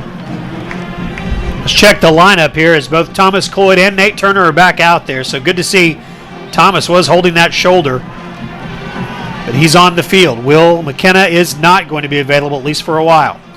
On the ground to Michael George. Michael makes his way to the 35-yard line. It will be 2nd down and 7.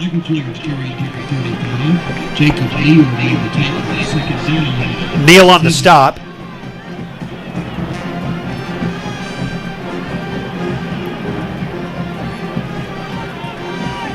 Nick Richmond, whose name we've only mentioned a couple of times, and just when we've reminded you he's on the field, got single coverage out here on the right.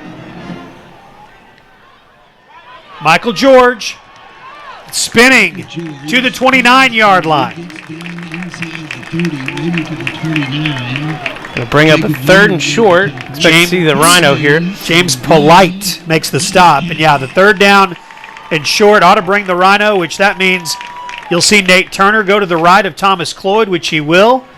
Andrew Rhea will come all the way out to the right. The direct snap will go to Michael George. He will. Oh, you heard somebody in the stands scream, he got it. Sure enough, he did get it, and it's Conway Regional Health System 1st down. Move the chains for the Wampus Cats. Stops the clock with 1:36 to go in the first half. Again, we'll remind you at halftime, we'll have the performance of the Wampus Cat Marching Band, their senior night performance. Always one of the most entertaining nights of the year. And they are set and ready to go. Hopefully there'll be more than a 7-point lead for the Cats at halftime. Bryant going to bring the blitz. Rhea keeps. Andrew Rhea down to the 20-yard line. Nice little wrinkle there. Stop made by Joshua Salguero. The clock will run down to a minute to go in the first half. 2nd down and 4. Kennedy and Richmond to the near side. Rhea throws. Pass is complete to Chris Patterson. He makes the catch. It's short of a first down, so it's 3rd and short. Clock still running with 44 seconds to go. Conway only one timeout left. So 3rd and short. They will not go to the Rhino here. It will be a direct snap and a handoff. And a flag. And a flag comes in, so the clock will stop. 27 seconds on the scoreboard clock. Let's see what this call is.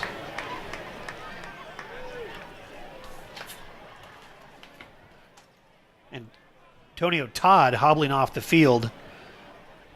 Good linebacker for this team. Keep an eye on 6, see if he gets back in.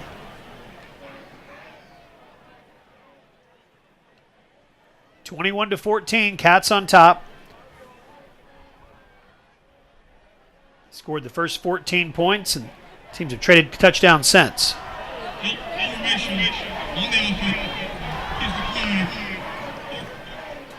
So it's 4th down. And Jordan Wicks will come on to attempt the field goal. Jordan is 4 of 5 on field goal attempts this year, his longest being a 42-yard attempt. This one will be 40 yards, right from the middle of the field.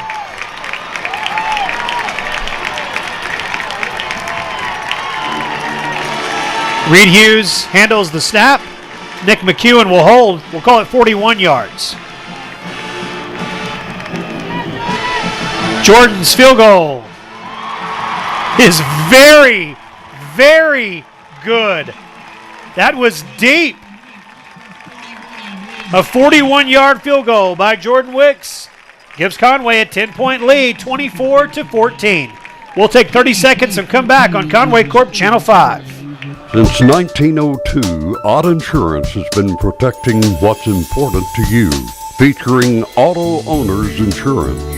Auto Owners is ranked among the Fortune 500 14 years in a row. We were victims of the tornadoes of both 2011 and 2014. Our Odd Insurance agents worked really hard to make sure we were fully compensated for our losses. You ought to call us today. That's Odd Insurance in downtown Conway. Jordan Wicks, his 2 long field goals this year, the 42-yarder against Southside, now that 41-yarder against Bryant just a few moments ago. I know on the 42-yarder against Southside, I paused the game when I was watching it at home and saw how high up the crossbar or the uprights that kick was. If you were to do the same thing with that kick, that would have been good from 50 and beyond. That did not just creep over the crossbar. That was a solid, important field goal by the senior Jordan Wicks. Good tackle made. That's Malik Benton who got in there and made the stop. The junior makes the special teams play. And with 14 seconds to go in the first half, Cats are on top by 10. Still processing that field goal from Wicks. We talked about the field goal earlier, from the Southside game that took them to overtime, how important that kick was. I think this kick could be just as equally important as that one when it's all said and done tonight. Yeah, that makes it a 2-score game. Obviously, when it's a 1-score game, a pick 6 can happen, anything can happen, and you got a tie game, and all of a sudden it's completely different. Well, now you've got that 2-score advantage and some momentum going into the locker room. We'll see what Bryant tries to do here. Try to do anything for a moment.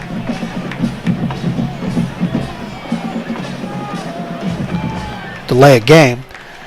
Again, coming up at halftime, we'll have the Conroe Regional Health System halftime show. We'll check stats from the first half of this one. We'll also have the scores from around the state, and especially the games of interest to Wampus Cat fans as we look forward to the playoffs beginning next week. Will Conway play next week or have the week off? We'll know in 2 quarters of football. It is halftime. Conway leads, and It's a standing ovation that the boys are running across to go into their field house. 24-14, Conway is on top at halftime. Time now for the Conway Regional Health System halftime show. Hi, I'm Dr. Greg Kendrick with Conway Regional Health System. Conway Regional has been an important part of this community since 1938, providing excellent care with skill and compassion. But we're not just a hospital. Let me tell you about some of our fantastic facilities and services.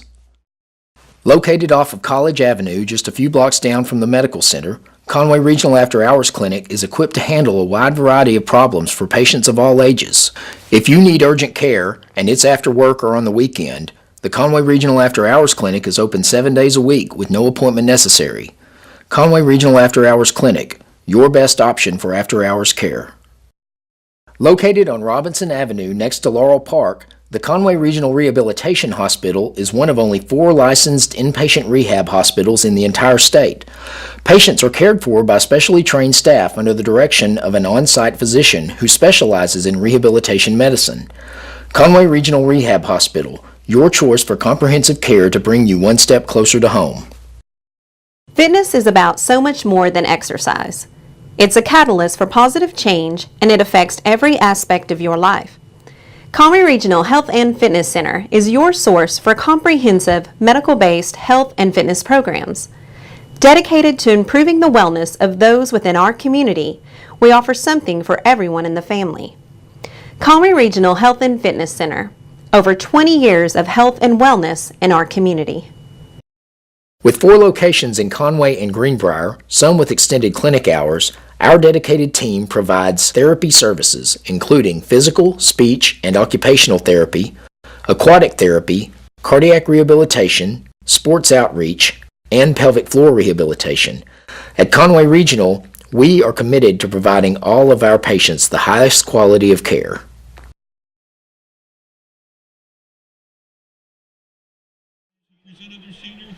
Welcome back to John McConnell Stadium. It's 24-14. The Wampus Cats have the lead. Let's go straight down to the field where it is senior night festivities for the Wampus Cat Marching Band. Maddie Baker, daughter of Jessica and Jacob Baker. Jeffrey Baker, son of Chastity Dancer and Charles Baker. Aaron Boundary, son of Shannon Boundary and Mark Boundary. Angel Brandley, daughter of Tanya Tucker. Maggie Mae Brown, daughter of Denise Brown. Christopher Burleson, son of Jared Burleson and Debbie Cameron. David Clark, son of Debbie and Ray Clark. Emma Cook, daughter of Rachel Roberts and Natalie Seifert. Samantha Koval, daughter of David Koval and the late Bonnie Koval. Corey and Demetrius Easterly, sons of Marcus and Melissa Easterly. Frank Federer, son of Edward Federer and Terry Federer. Gavin Francis, son of Kevin and Alicia Francis. Ryan Garcia, son of Maria Diaz Barriga and Rosario Mendoza. Thomas Garrett, son of Lance and Kyla Garrett. Noah Gray, son of Todd Gray and Sharon Gray. Cade Griffith, son of Shane Griffith and Casey Griffith. Faith Bates, daughter of Cooper Benish, Jason Benish, and Thomas Herbis. Alyssa Hippington, daughter of Ronnie Hippington. Brianna Holder, daughter of Jeff Holder and Kim Holder.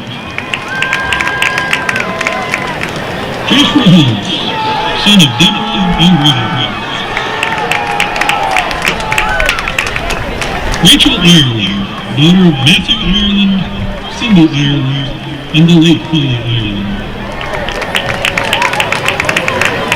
Jackson Jenkins, son of Mark and Susan Jr. Opie Loki, daughter of Vivian and Marcella. Debbie Lee, daughter of Brent Woods and Christina Woods. Lucas McCarroll, son of Connie and Bob McCarroll. Candace Willis, daughter of Martin and Jennifer Willis. Jamie Elizabeth Ritter, daughter of Andy Logan, Virginia Miller, and Kyle Miller. Nick Miller, son of Nick and Rick Miller. Ben Miller, son of Brian and Phil Miller. Gordon Peterson, son of Chris and Rebecca Peterson. Kelly Ray Green, daughter of Greg and Michelle Green. Betty Perry, daughter of Bobby and Jason Perry.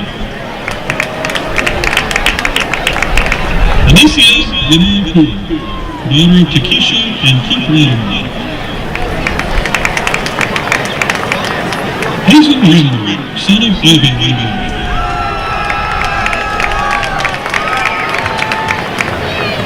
Lauren Reynolds, daughter of Chad and Anita Reynolds. Tyler Richards, son of Patricia and Shirley Schiff.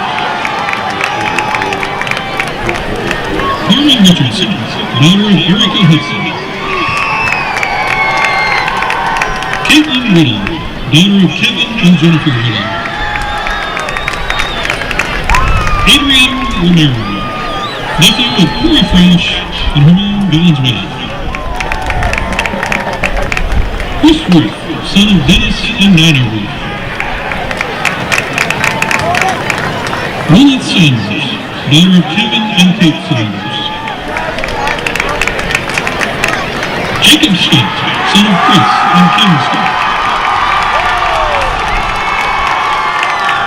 Paris Shaw, daughter of Sarah and Dennis Shaw. Jordan Smith, son of Shamir Smith. Noah Smith, son of Ray and Deanna Smith. Micah Spivey, son of Kayla and Greg Lasker. Alan Stan, daughter of Brenda and William Stan. Lillian Sullivan, daughter of Rick Sullivan and Dawn Marie Sullivan. Laura Todd, daughter of Jimmy and Audrey Todd. Jasmine Cornell, daughter of Melissa Jones.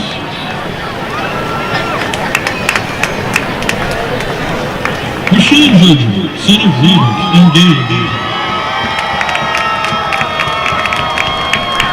Luke Williams, son of Bruce and Lee Williams. Barton Wilkerson, son of Jessica and Josh Beatty. Carly Danielle Williams, daughter of Patricia Carter and John Carter. Granddaughter of Christine and Deanna Hickman. Ladies and gentlemen, the 2018 Wampus Cast Marching Band Senior Class.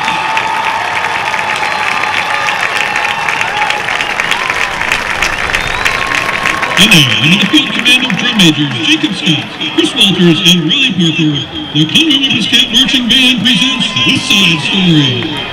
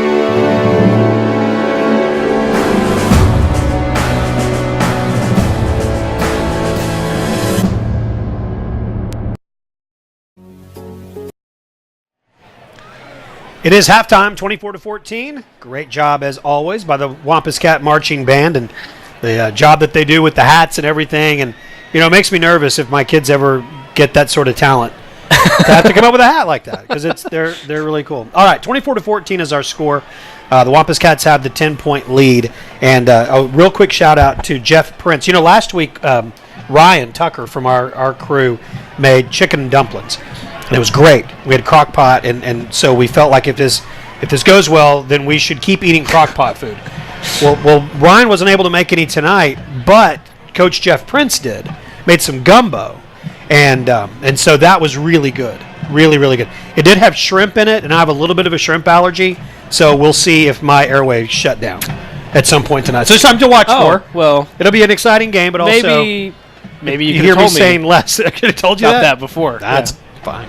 All right, it's 24-14 is our score. 10-point lead for the Wampus Cats. What have you got numbers-wise that Stats put together for us? Well, Conway, it's pretty much been the ground game tonight. 148 yards rushing on 23 attempts. The majority of that coming from Michael George. In fact, 146 of those yards from Michael George. 2 touchdowns, 17 carries for him tonight. Passing game, only 6 completions, 34 yards. Andrew Rhea still really another good night for him in terms of completion percentage. He's 6 of 7, 34 yards and a score. Of course, that 1 touchdown pass to Will McKenna, who hasn't been back on the field since. Yeah, and I don't know that we'll see 88 anymore tonight, so that'll be something to watch for. The other injuries, Nate Turner that we saw go out, he's been back in, and I think he's going to be okay. I do want to show you this. You can see this or not. Get it too close there, but anyway, that's the bracket, and the highlighted is all we know so far. So all we know so far is Cabot's the 4 seed from the Central, North Little Rock is the 1 seed from the Central, Harbor is the 4 seed from the West, and Fayetteville's the 3 seed from the West. Everything else is to be decided tonight. Our game, the winner is the 2 seed, the loser is the 3 seed. In Northwest Arkansas, huge game. It's happening. Oh, no. Shut down, I'm just kidding. No. Bentonville and Bentonville West, they're playing tonight. I'm just joking. Don't joke about it. Well, I'm being cursed. The winner gets the 1 seed, the loser gets the 2 seed. What's the score there? Between Bentonville and Bentonville West, yes. It is all tied up, 28. Oh, fantastic game. In the first half. And then Fort Smith Southside, Northside are playing tonight. Yeah, Northside up 21-7 over Southside. Catholic and Central all tied up at 20. Okay, and all of those teams still have a chance to position themselves for the 5 or the 6 slot. The loser of our game is the 3 seed. Cabot's the 4 seed from the Central. So those top 4 seeds are set, but it's 5 and 6 that's up for grabs tonight. Yeah, a lot of craziness going on below. It's a lot simpler, though, for Conway and Bryant, these teams on the field, because winner gets the 2 seed, loser gets the 3 seed. I'm looking on the sideline, and I see Will McKenna's jersey and pads are on the trainer's table, so he is not going to be available for the rest of the night, so we are going to miss 88. I think what that means is we will see more of Will Kennedy. Yeah, and Will Kennedy, he had a nice little reception there in the first half. Perfectly thrown ball from Andrew Rhea as well. He only does everything, right? We just got to keep that moniker going. He's going to need to do it for 2 more quarters.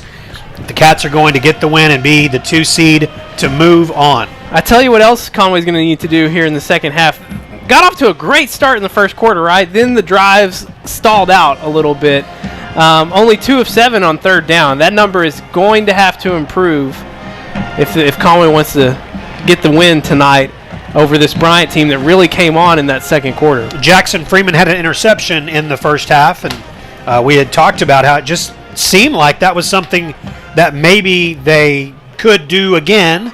He's got a different kind of arm motion, their quarterback does, but he's pretty accurate with it, and so it's everything except for that, he's kind of put the pass where it needed to be. So we'll see if there is any sort of pressure on this sophomore quarterback. Jordan Wicks asking for a football. That's all he wants, just a football. There it is. The other thing for Conway is the running game really stalled out in the second quarter as well. Michael George had 128 yards in the first quarter, but only finished with 146, so not much going on in the second quarter. They're going to have to figure out those blocking schemes up front here in the second half. We will keep an eye on those scores as the night goes on, and as games end, we'll be able to fill in some more of these blanks. It does look like Springdale is going to take care of Rogers, so Springdale will get the 5 seed from the West, and Rogers will be the 6 And if that's the case, Rogers will play the loser of this game as the 3 seed from the Central. Good pursuit. And stop made. That's Jared Hoover. Coach talked about those Hoover twins. It seems like they're on every special teams play, and they were there again. Andrew Hayes on the return for the Hornets. It's an advantage you have if you're a big school like Conway, where you can just have, one focus on football. Right. Unless you're Will Kennedy. You can have one focus, and if you're on the kickoff team, you're going to be the best at that you can be, and we've seen this kickoff team play really well tonight. Metters will hand off to Scott. He has had the majority of the success that they've had offensively, Latavian Scott. He gets the first carry of the second half. Yeah, Scott 75 yards in the first half on 11 carries and the 1 score. Rushed for 95 a week ago against North Little Rock. Got 2 yards that time. It's 2nd down and 8. 2nd down, 8. Let's see how aggressive this defense is from the start. Metters will throw. Pass was low to Brandon Murray. He falls and makes the catch. Darnell Washington saying he did not make the catch, but Darnell doesn't get a vote. So the ball is at the 19-yard line. Here comes the money down. It's 3rd down. 3rd down and 3. A minute into the 3rd quarter. They had success on 3rd and 4th down in the first half. Metters to throw. Good defensive play. Jackson Freeman got up and just got a fingertip on it. They look for Luke Curtis, their big tight end. Not able to make the catch, so the defense holds. Wampus Scott's going to get the football back. Yeah, great start from this Conway defense here in the second half, and 3 and out for Bryant. Conway should have good field position to start their drive. Will Kennedy and Jackson Freeman stand at their own 40-yard line. Cameron Vale will punt. Line drive, returnable punt to Will Kennedy. Steps out of bounds at the 43-yard line. Stop is made by Alan Coleman. It was Alan Coleman that Jackson Freeman decided to not block in the back. So that was smart because he looked like he was trying to make a block and realized that could have been a penalty called against him, so he pulled back, and it is going to be 1st and 10 for the Wampus Cats at the 43-yard line. Again, this offense without Will McKenna, who had a huge week last week.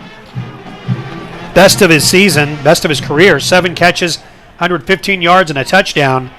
Injured in the first half and is unavailable in the second half. Michael George is available. Oh, wow. That got the crowd going on their feet. No words. Wow, watch this. First of all, great effort from him to get away from this defender here as he just runs through that arm tackle. And then he runs through another Bryant defender. Goodness gracious. That was Antonio Rice. That's who that was. He will remember number 30. Many, many days. Michael George, a huge run, a 1st down for the Wampus Cats. Andrew Rhea. Boy, way too many white jerseys out there chasing Andrew Rhea. Picked up a little bit. It's 2nd down. And this is a big possession for this Conway offense because they put up 21 points in the first quarter and then just stalled out in the second quarter. Can only get 3 points. Of course, big field goal, there at the end of the first half. 2nd down and 10. Joe Thomas is to the near side. Nick Richmond is to the top. Cats leading receivers. Power set. Rhea rolls. He's trying to throw Joe Thomas open. Joe stayed on the sideline, and that pass goes out of bounds, so it's 3rd down.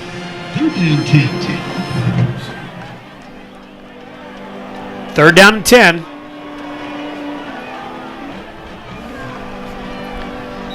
Talked about the importance of this drive. Come away with something here. Well, you just want to reestablish that dominance that you had in the first half or in the first quarter. 3rd and 10, Rhea drops back. Pass is incomplete. It's a screen pass intended for Michael George. Well defended, and it's 4th down. Yeah, they've tried those screens several times tonight. I think that might have been the 4th screen that they've done tonight, and neither one of them has come away with anything. Saw a similar situation in the first half, and the Cats went for it. It wasn't 4th and 10, but similar spot of the field. Now this time, Will Kennedy will come on to punt.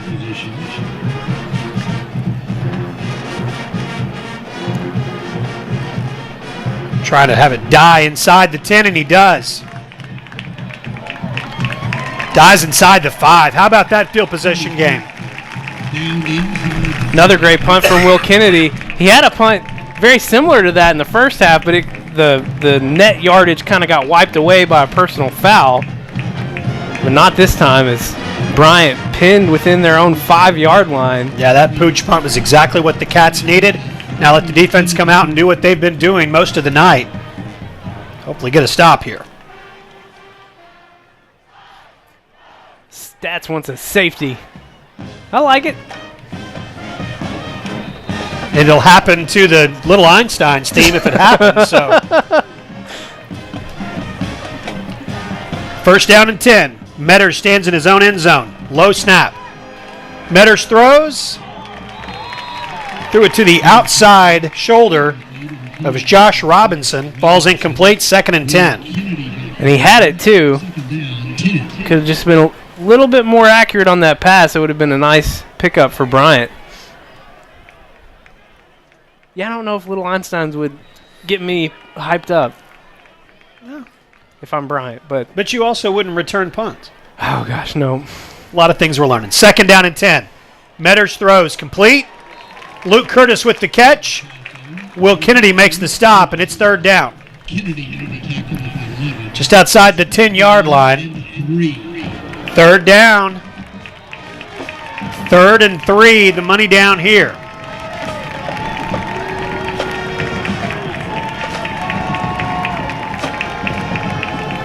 Metters. He's got Scott with him. He's had success running the ball tonight. He'll get the handoff here. Runs at Corlin McKinney. Matt Lloyd was there also out to the 15-yard line. That will be enough to pick up the 1st down and move the chains. Talked about, Conway deciding to punt there and how it was a similar location in the first half on their 3rd possession where they went for it on 4th down and ended up giving Bryant a short field. Bryant picking up a 1st down here. They're going to have to work really hard if they want to get points on the boards from that starting position. Metters decides to throw just as he's about to step out of bounds. Will Kennedy took a diving stab at it, couldn't touch it. 2nd down. It's just kind of a different mindset when you're in the second half and you're up by 2 scores of, hey, let's not make it easy for them to get back into this thing. 2nd down and 10. We're 4 minutes into the second half. The winner gets the 2 seed and gets next week off. We'll open the playoffs at home in 2 weeks. Metters, incomplete. Pass was intended for Murray. Jackson Freeman on the coverage. It's 3rd down and 10. Jackson's just looking for people to hit.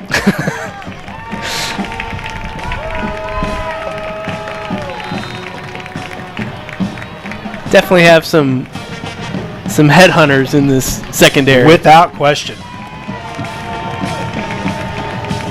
8:03 to play in the 3rd quarter. 3rd down and 10. Pressure. Catch is made by Brandon Murray. He's still on his feet. Finally goes down inside the 15. It's 4th down. Screenplays have not worked for either team tonight. Yeah, you're right. No, they both have been stopped very, very easily tonight. And we really haven't seen Conway run those screenplays very often. There have been a few times. I remember one time I think it was Chris Anderson. It worked really well. Side. But other than that, they haven't gone to that much. And probably more tonight than they had the entire season combined. Vale's punt off the side of his foot. out of bounds.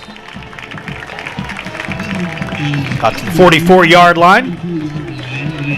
Haven't mentioned Vale that much tonight. He is a senior, one of the leaders of their team. Suffered a unimaginable tragedy earlier this year when he lost his mom, and he is, from all accounts, just a real solid kid, and is going to get a chance to play some football on the next level. The Air Force Academy is taking a look at him, as well as most of the Arkansas GAC schools, and so number 1, Cameron Vale for the Bryant Hornets. Number 30, Michael George for the Wampus Cats gets the carry. Yeah, I know Bryant is not Conway's favorite in the world, but you kind of have to admire what they've gone through this season. You know, you talked about Vale and then, losing their starting quarterback. That's and right. then still finding ways to win games, and here they are tonight, playing for that 2 seed out of the Central.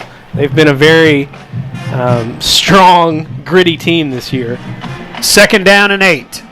Michael George spins at the 37 and pushed back. Still being pushed back. And Michael George is saying, he slapped me. Can't do that. I thought he was saying, I'm not going down, guys. Just give He up. might have been saying that too. 3rd down coming up. 3rd and 3. And another big 3rd down for this Conway offense. Nick Richmond and Joe Thomas, Will Kennedy all on the field. Chris Patterson in at H-back. He sets up just to the left and behind Nate Turner. 3rd down. On the ground to Michael George. He is still fighting forward, pushing that pile. Those strong legs. It's going to be 4th down and less than a yard. Michael George carry. Well, here we go. Going to be the Rhino. Will Kennedy's going to stay in. Will normally goes in motion on the Rhino. We've seen one handoff out of the Rhino. A couple of handoffs, actually. Here we go. 4th down and less than a yard. Big play here. Kennedy in motion. The snap. Michael George will not be denied. Michael George.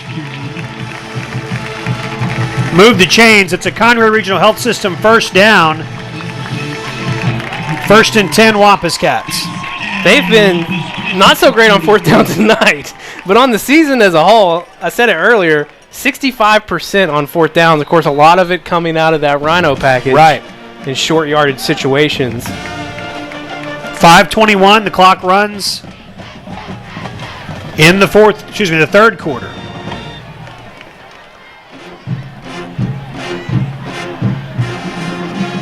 Michael George.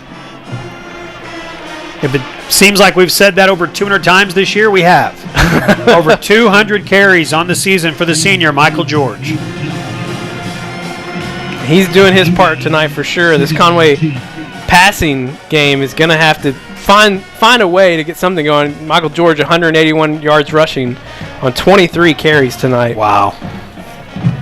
But it's gotten harder as the game has gone on for him because they're just stacking that box. And if this offense can't extend the field a little bit, it's going to keep being hard for Michael.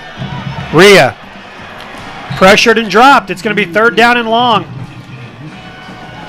This defensive pressure that Bryant is bringing, just blowing past our offensive line. Kentrell Wallace, 6'5", 193-pound sophomore, is number 88. And then Kawan Robinson, the 6'3", 300-pound junior, number 99. That's a sophomore and a junior out there. They're not going to be going anywhere, unfortunately. Got another couple of years of 2 of them, or 1 of them, and another year for the other. All right, 3rd down and 17. Got to provide some protection here for Andrew Rhea. Throws left. Complete to Will Kennedy. No, they're going to say incomplete. The official's right there saying he was out of bounds. So 4th down and 17. Will, of course, stay on the field and punt if that's the choice for coach, and it is. Reed Hughes will come on. He handles the deep snaps. And so the Cats maintain their 10-point lead. 3:45 to go in quarter number 3.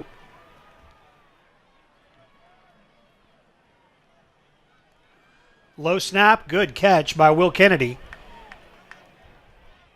Punt taken inside the 10, and that's where the Hornets will begin 1st and 10. It feels like most of the game is being played on their end of the field. Cats just not able to do anything with it. Yeah, both teams not able to move the ball offensively, so we've been playing a little ping pong back and forth to the same spots on the field here in the second half. And to be honest, leading by 10, that's okay. Yeah, I mean, the best thing about that previous possession was at least you got one first down and kind of ran out, a little bit of time off the clock. 3:40 to play in the third quarter. Passes bobbled and caught by Scott. Latavian Scott, Kane Aaron, and Garrett Fusilier on the stop. That was almost really dangerous. Really dangerous, yes. We've seen a pitch six, a couple of pick sixes. That was almost a bobble six. An exciting yard at 2nd down and 9.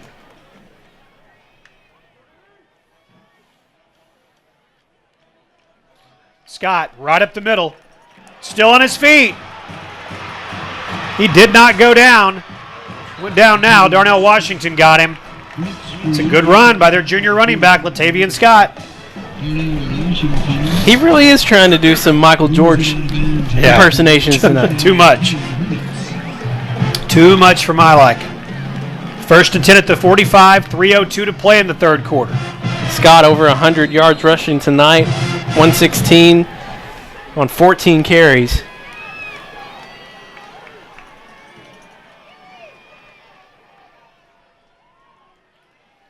Jet sweep. Jackson Freeman makes the stop on Jacalyn Pittman. Roman Aaron over there, 47-yard line at 2nd down and short. At the 47, 2nd down, 2. So 2nd down and 2.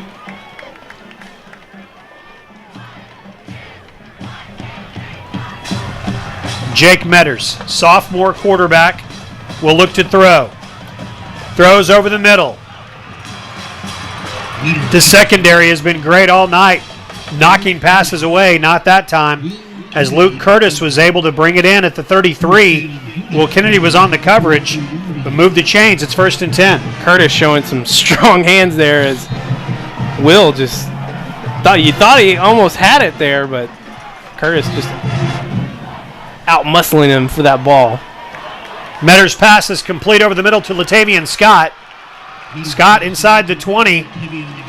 And Bryant moving the ball down the field as they wish. 1st and 10 for the Hornets.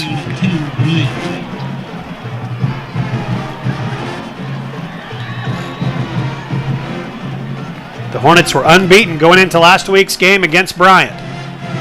Pitch to Pittman. Will Kennedy goes down low and tackles him. Fans wanting to hold out there. You might hear it from the booth and also from the stands is that, and I saw the same thing, it looks like there's been hold on a couple of runs. Those runs to the outside that have not been called. 2nd down and 6, a gain of 4. Metters awaits the snap from Preston Kaiser, their center. Metters' pass. Perfectly thrown ball to Brandon Murray. Second catch of the night for a touchdown. And it is 24-20. It's that spot of the field continues to be a weakness for this Conway defense. Just right over the hash. Seems like they're able to just find a perfect little pocket to get those passes.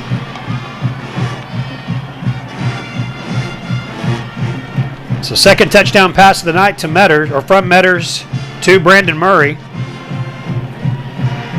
Ramirez's extra point will make it a 3-point game. 24-21, the Wampus Cats lead by 3, and they'll get the ball back. Minute 27 to play in the third quarter. 30 seconds, and we are back on Conway Corp Channel 5.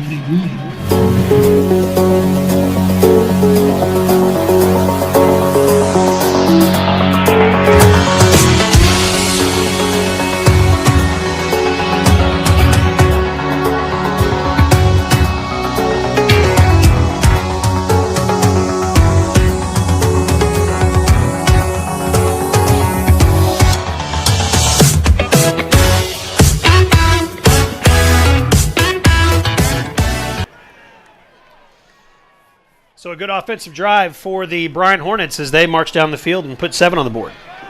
It's a little alarming how easy that drive was for Bryant.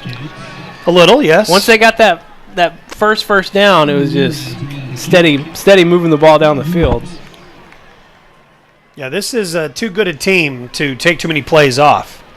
And you're not going to be able to do that. They can strike, and especially with Latavian Scott. He's obviously a talented back, and Metters he's making plays. They may not be pretty, but he's making plays.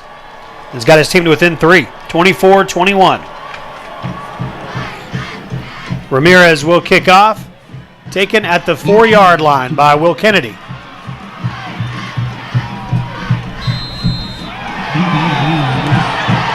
Hit out of bounds, thrown out of bounds. Chris Patterson standing there and protecting his teammate. It's exactly what you'd expect to see out of these seniors, to protect one another. I don't blame them. And no, it's been a lack of flags tonight. Yeah, I mean, it's been pretty even across, but in terms of like holding calls, we haven't seen any of that tonight. It's definitely been there. They've just been letting them play very aggressively. The penalties we have seen have been, offsides or illegal motion, things like that. Like it's pretty obvious that that's what it is. But that was definitely some late action out of bounds. They will bring Andrew Rhea under center. Now he'll back up in the pistol, and Nick Tufu's in at H-back. He sets up behind Nate Turner. He'll hand the ball off to Michael George. He'll run behind the right guard. That's DeAndre Clay. DeAndre Clay over there at the right guard. Thomas Cloyd, the right tackle. L.J. Hansberry is your center. Lance Rogers, the left guard. And Nate Turner's been the left tackle for the last couple of years. Banged up a little bit earlier, and Robert Scott had to come in, but Nate's played for the most part. 2nd down and 9, picked up a yard, under a minute to go in the 3rd quarter. Jet sweep to Will Kennedy. Will gets away from Kawan Robinson and gets a yard or 2 out of it. It'll be 3rd down and long for the Cats. Yeah, this offense is trying to do something to get a little spark going, pick up some yardage. This defensive line. That's the difference, Levi. That is the difference. That defensive line is as good as we've seen. Not giving him any time to throw the ball and stopping the run game in the middle. So we're going to try something different here. Here's Giovanni Johnson, his first play in the game. Reverse to Will Kennedy. Nowhere for him to go. He's dropped to the 15. Momentum has definitely shifted. Conway's got the lead, but Bryant's got the momentum as we go to the 4th quarter. 24-21. Conway is on top. 12 minutes to go. The winner gets next week off. The loser will host Rogers next week, most likely, as they are losing big to Springdale right now. We'll see what happens over the next 12 minutes. 60 seconds. The 4th quarter is next on Conway Corp Channel 5. Steve's Auto Center is dedicated to getting your vehicle safely back on the road. From fender benders to a major collision, we offer the area's most advanced auto body repair services. With expert workmanship and the highest quality materials and paints available, we strive to exceed your expectations. And count on us for Central Arkansas's best towing and recovery services. We'll travel anywhere in the state at any time to rescue your equipment. Come to Steve's Auto Center for all your automotive needs. Your life is about to change forever, and Conway Regional will be with you every step of the way. We're committed to being the best. That's why our OBGYNs won't deliver anywhere else. Your newborn will benefit from our groundbreaking nursery alliance with Arkansas Children's Hospital. And as you adapt to the new world that's in front of you, know that everyone at Conway Regional is all on the same team. Yours. One team, one promise. Conway Regional. So we begin the 4th quarter, and Will Kennedy on to punt. 4th down and 15. Cats are leading by 3, but as we mentioned, the momentum has definitely shifted to Bryant really since the end of the 1st quarter. Good punt. Out at the 47-yard line, taken by Mike Jones, and that's where Bryant's going to begin. 1st and 10. Our defense needs a good possession. Yeah, the other thing that's shifted here now in the last quarter is the field position game. Yes. Because we had Bryant pinned for most of the third quarter. Of course, they had that one successful drive. But now, for the first time really tonight, they're starting on their own side of the field, or in Conway's side of the field. That's right. All right, here we go. 1st and 10. Metters sends Scott in motion. He throws, complete to Curtis. Luke Curtis to the 35-yard line. Aaron makes the stop. Put the ball at the 36. It's 1st and 10. This defense has been on the field a lot here in the second half, as the offense hasn't really had many sustained drives. Logan White is in the game. Handoff to Scott. Zach Friedel will not let go. Logan White steps in and helps bring him down. Be 2nd down. 2nd and 7.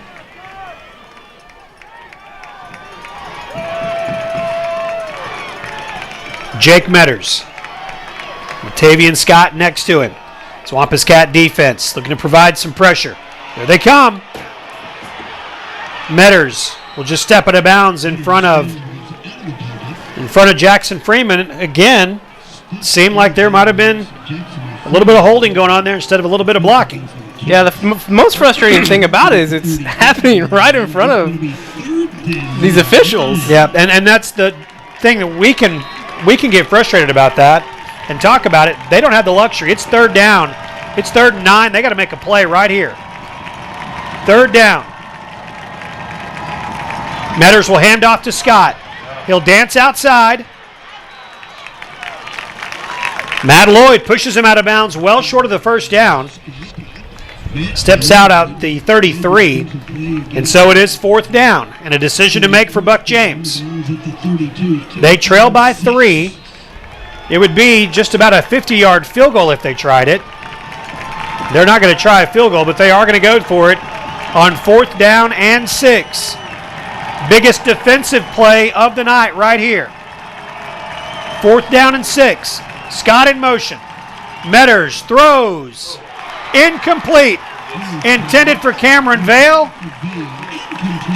No flags on the field. The Cats take over 1st and 10. Big 4th down stop. Yeah, Conway just got a gift from Cameron Vale as Metters puts it right in his hands. And he's not able to bring it in. And Conway now maybe a chance to flip this momentum here. They need points and some time to go off the clock. You mentioned it just on the last drive. The defense has been on the field a lot, especially in the second half. And it is a warmer night. I shouldn't say a warm night, but a warmer night than it was a week ago. Rhea will hand off to Michael George. Michael George still on his feet. Michael George to midfield.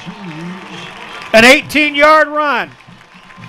Puts him over 200 for the night. You think I'd be able to not be so impressed by those types of runs? Especially tonight. We've seen that already happen 2 other times tonight. But every time you think he's down and he just finds a way to keep going, he just doesn't stop moving those legs. Down at the 49 officially, so give him a 17-yard carry. I think that still puts him over 200. 199. 199, all right. He was 18 away on the last play. And the defensive line still. Kawan Robinson.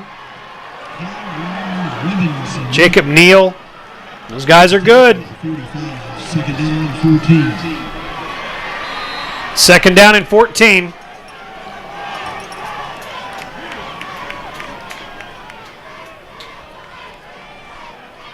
Ball at the 45-yard line.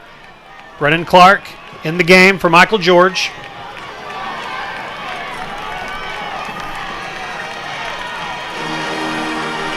Joe Thomas in motion. Rhea looks to throw. Pass is incomplete. He had 2 receivers there. Brennan Clark and Nick Richmond were both in the area, but the pass sailed over both. It's 3rd and 14. Haven't seen the play action much. Haven't seen many passing opportunities. They've actually been able to get somebody out in a route. The challenge is when they have had play action, the defensive line has been on them before they've had a chance to complete it. 3rd down and 14. There's the pressure. Pass. Complete. Chris Anderson. Chris Anderson. Inside the 5. The senior with the huge play. What a time for the completion and the run inside the 5. 1st and goal, Cats. And what a job here by Rhea as he's under so much pressure. Going off of his back foot, somehow gets that pass off, and then Chris Anderson does the rest. Rondell Messer can't get him. Antonio Todd can't get him. Finally, Andrew Hayes makes the stop. It is 1st and goal, Wampus Cats. And this offense has to get 6 here. Yes. You cannot finish this drive with just a field goal. And if it's 4 straight Rhinos, I'm fine with that. Hopefully it won't take 4, and it won't. It won't. Michael George, 3rd rushing touchdown of the night. Man, these seniors, you can see it going crazy on the sidelines. That was a huge possession. It all starts with a big stand by that defense on 4th down, finding a way to get the ball back for Conway. And then this offense taking advantage of that missed opportunity from Bryant and extending it back out to a 2-score game. Extra point by Jordan Wicks is inside the left upright. And our score, with 9:09 to play in the game, the Cats 31, the Hornets 21. 30 seconds and we're back on Conway Corp Channel 5. Hi, my name is Ashley Mann, and I would like for you to join me on my show, Breathe Yoga, on Channel 5. Each episode will consist of a 30-minute yoga practice that will help you along your yoga journey, whether you are new to yoga or an advanced practitioner. So if you've always wanted to try yoga but didn't know where to begin, join me on Breathe Yoga, only on Channel 5.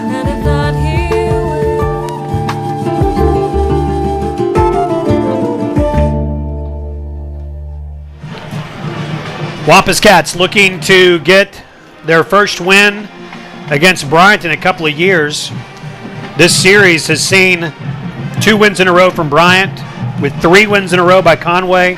Prior to that, 6 straight wins by Bryant. Conway looking to get the victory tonight and stop that. And with that last carry by Michael George, that touchdown, he is officially over 200 yards tonight. Over 1,700 yards rushing on the season. And now 22 rushing touchdowns to go along with 1 that he's caught for a touchdown. Just a spectacular year. Jordan Wicks will kick off down inside the 5-yard line. That's Hayes. Malik Benton makes the stop at the 32-yard line. And it's 1st and 10 Hornets. That was a nice closeout there by Benton to make sure it didn't turn out any worse than it could have. This defense needs to keep their foot on the accelerator. That 9:02 to play, up by 10. Another 3 and out here would be huge. Pressure that sophomore quarterback.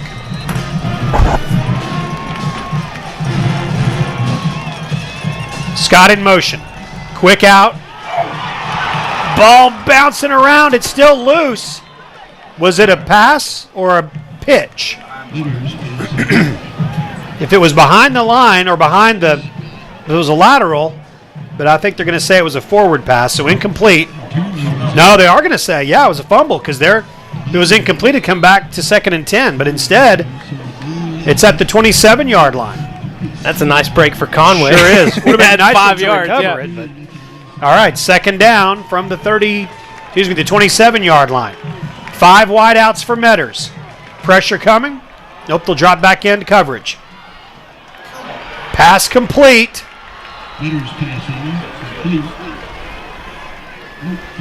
Be 3rd down and short. Luke Curtis makes the catch.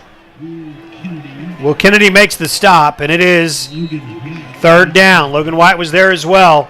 Logan seeing some significant action tonight for the first time in a while. All right, 3rd down and a yard. Metters barks out the signals. Handoff to Latavian Scott.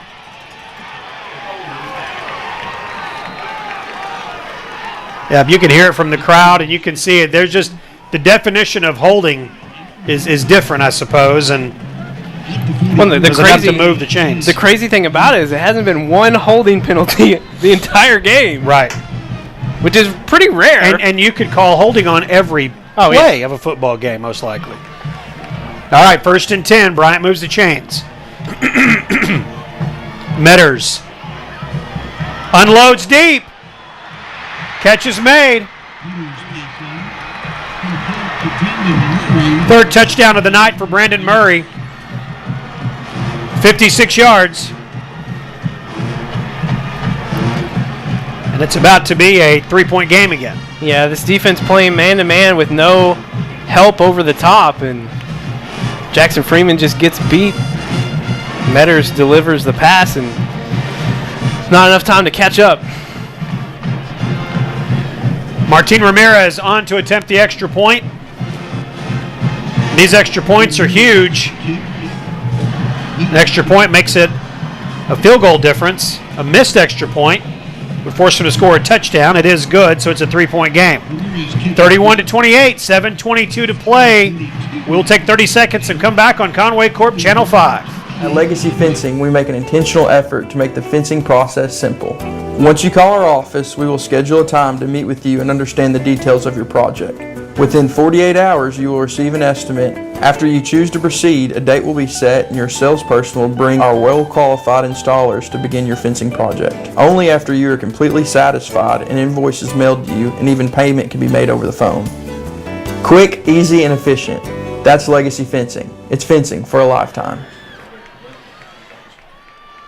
Well, this one has been entertaining. I would have loved for it to be just a boring blowout, but never, right? It looked like it was going that way in the first Started quarter. off, yeah. So it's 31-28. The Cats lead over Bryant. 7 minutes, 22 seconds to play in the game. The winner gets the 2 seed and gets next week off. The loser plays at home next Friday night against Rogers. Ramirez kicks off. Will Kennedy takes it at the 10.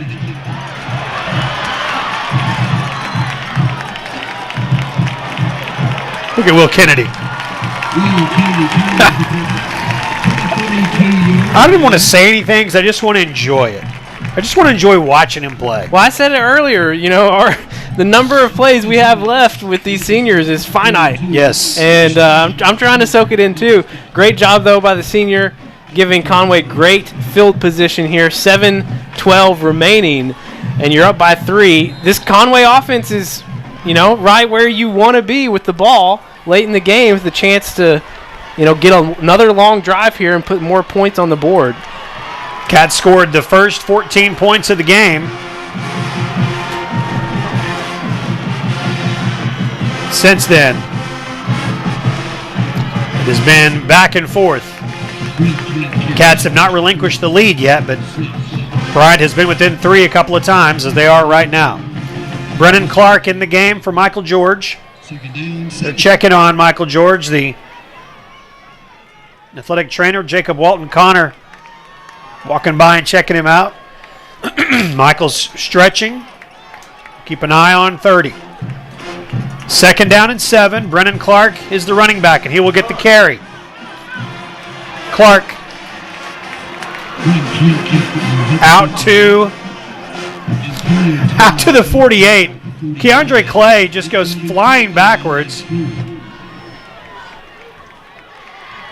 And there's nothing. I would assume that he didn't do that on his own. All right, 3rd down and 4. Nick Richmond, Joe Thomas. Out wide to the near side and the far side, respectively. 3rd down and 4. Brennan Clark. Nowhere to go. It's 4th down.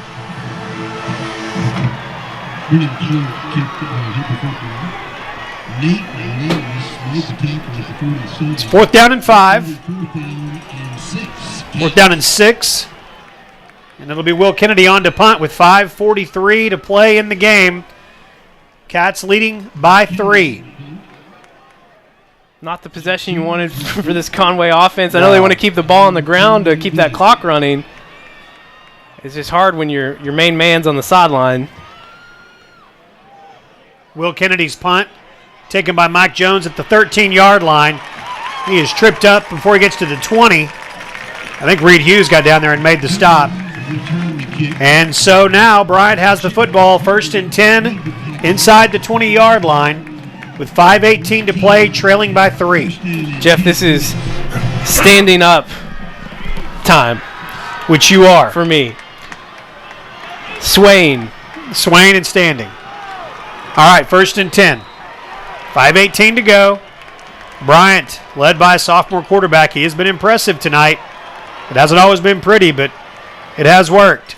Metters looks to throw over the middle. Caught. Pittman makes the catch.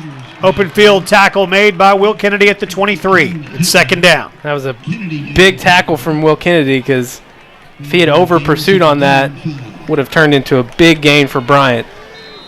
They'll put the ball down at the 24-yard line. 2nd down and 5. Corlin McKinney, Zach Friedel, Jordan Doby, the defensive lineman. Metters rolls right and throws. It'll fall incomplete, and that brings up 3rd down. Some good pressure by the defensive line. And the big money down here. 3rd down and 5. And the Wampus Cat fans understand it. Fans in the blue seats in front of us on their feet. Students on their feet on all sides of the stadium. Zach Friedel hustles off the field. They've got the package on that they want. 3rd down and 5. 4:44 to play in the game. Number 2 seed, a week off, is up for grabs here. Complete to Curtis. Found a wide open spot inside that defense. Metters hit him. Moved the chains for Bryant. Yeah, kind of a mismatch over here on the left side as Bryant had 3 receivers and really only 2, defensive backs in that area. It's kind of a 3-on-2 situation there. Yep. All right, 1st and 10 for Bryant. 4:29 to play. 31-28 is our score. Conway on top by 3.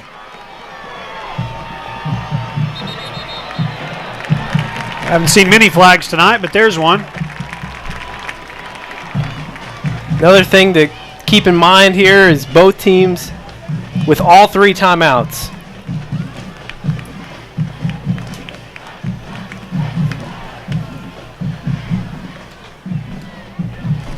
The Cats haven't been in a game like this since week 4. The game against Southside. They're going to call that offsides against the Wampus Cats.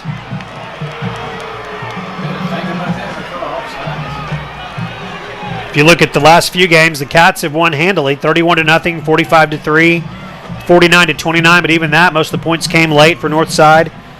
Beat Cabot 49-14. Lost to North Little Rock 24-14, but really weren't really in that game, at least fighting our way back. So it's been since week 4 since they've been in a tight one like this. Hand off to Scott. He will get very little. It's 2nd down. Clock will run under 4 minutes before the ball is snapped. Kane Aaron back for the first time in a while. Good to see number 99 back in the rotation on the defensive line. 5 wideouts for Metters. Showing a little bit of pressure is the defense. Here they come. Metters gets away from it. He will throw. Ball is caught. Ja'Kalen Pittman came back and made the catch at the 48-yard line. It's 1st and 10 for the Hornets. That play, a nightmare for this Conway defense as they looked like they were going to get the sack. Metters somehow gets out and gets towards the sideline. Then you think, we're going to get him out of bounds. Right. And he's able to dump that ball off for a big 1st down. Coach said yesterday he had some great mobility, and he has shown it multiple times tonight. Scott in motion. Pass to him along the line of scrimmage. Still on his feet. Going to be close to a first down. Terrell Grimes and others come off the pile. It will be enough to move the chains. 1st and 10. Bryant moving the ball at will.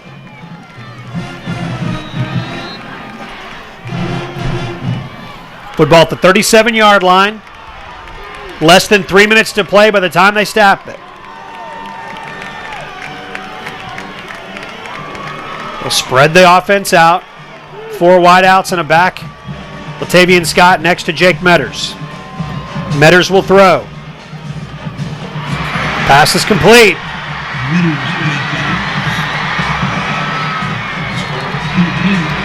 Out of bounds at the 1-yard line. Pass will complete to Josh Robinson. And it's going to be 1st and goal for the Hornets.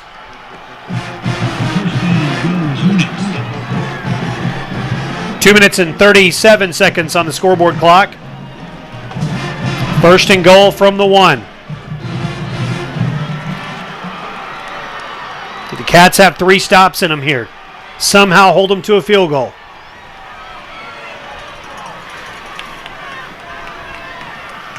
Jake Metters, 20 of 33 for 264 and three touchdowns. Direct snap to Cameron Vale. And he's in the end zone.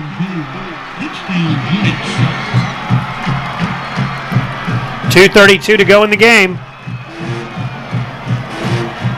First lead of the night for the Hornets comes late in the 4th quarter. Michael George still walking tenderly on the sideline. He's going to have to find a way. 34-31, extra point on the way. It is 35-31. Bryant has the lead. 2.5 to go. Conway's going to have to come back. They got to find some offense. And they are banged up right now. 30 seconds and we're back on Conway Corp Channel 5.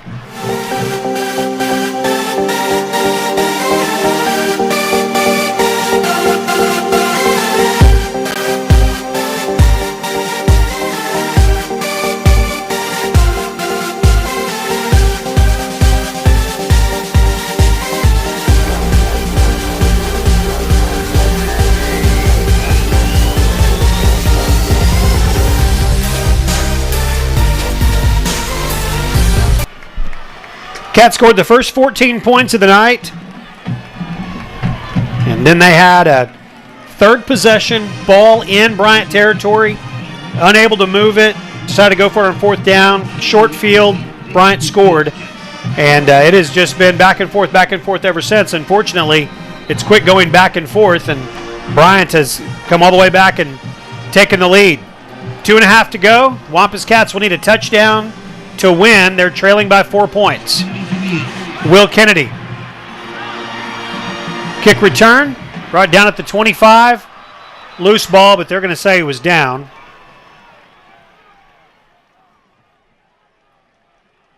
So 1st and 10 Cats. We'll keep an eye on the running back situation. Michael George, the state's leading rusher in 7A football. Over 200 yards rushing tonight. And he has not been available the last couple of drives. And he is not going to be available on this drive either. Brennan Clark is in the game. Michael George standing behind his teammates along the sideline. And he'll have to watch like the rest of us as the Cats try to come back. 2:26 to play in the game. Andrew Rhea. Time to throw, and does. Incomplete. Pass is intended for Joe Thomas. It's 2nd down. Well, we've talked about how simple it's been tonight. You win, you're the 2 seed. You lose, you're the 3 seed. That's magnified here on this possession. You either score and you're the 2 seed, or you don't get it done and you're the 3 seed. That's right. 2nd down and 10. Andrew Rhea. Back to throw. Sideline intended for Roman Aaron, who is in the game as a receiver as a result of Will McKenna injury out of the game. Missing Will McKenna who had 7 catches for 115 yards and a touchdown a week ago. And Michael George, who ran for 181 yards and a touchdown a week ago, had run for over 200 yards tonight. Cats have been able to avoid a lot of injuries this year, offensively especially, but not tonight. Can they overcome it? 3rd down and 10. Rhea. Brought down at the 16-yard line. It's 4th down. Just an overpowering performance by the defensive line for Bryant. Under 2 minutes to go. Clock continuing to run. Cats have to get to the 35-yard line. It's 4th down.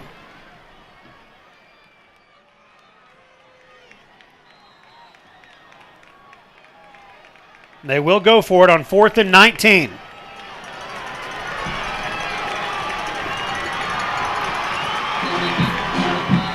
And now a timeout will be called by the Hornets. We'll take it with the teams on the field. Minute 31 to play in the game. Cats trail by 4. 30-second breaks, and we're back on Conway Corp Channel 5. Hi, I'm Robin Dyer, and welcome to Burn. It's time to work out.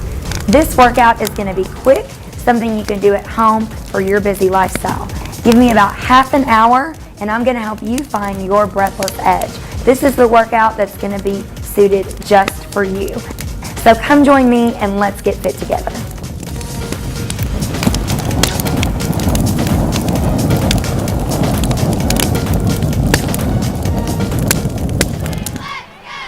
Well, the story has been the defense for the Hornets here for a while anyway. 35-31 is the score. Their offense has obviously moved the ball and got into the end zone, but with their defense, even though they've given up 31 points, made plays when they've needed to. Yeah, we knew the defense was good, but I think really what everyone has underestimated tonight is this Bryant offense and Metters being able to effectively move the ball and convert on 3rd down and get his team back in this here in the second half.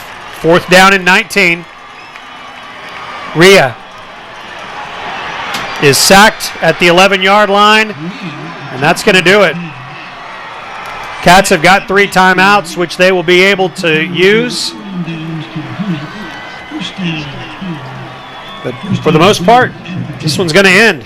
And Bryant's going to come in here and get a very, very big come-from-behind victory that's going to disappoint a lot of folks as they leave John McConnell Stadium tonight. Yeah, your last hope here if you're Conway is you've got those 3 timeouts. Maybe you can stop them, hold them to a field goal, and then see what you can muster together to try and tie it up. But they have to stop them. If they put up 6, it's definitely over. Cameron Vale, who scored the go-ahead touchdown, back on the field. He will take the direct snap. Zach Friedel will bring him down at the 10-yard line. Timeout will be used. So we might want to check the scoreboard and see if there's anything that we can fill in here blank-wise. I believe that Springdale is taking care of Rogers. And that game is of significance here, of course, because the loser of this game will host the loser of that game next week. Trying to refresh the scores here. Yeah, it looks like Springdale up big in the 3rd quarter. In fact, up enough that the sportsmanship rule was in. So Springdale is 1. They will travel to Cabot next Friday night. The loser of this game will be hosting Rogers next Friday night.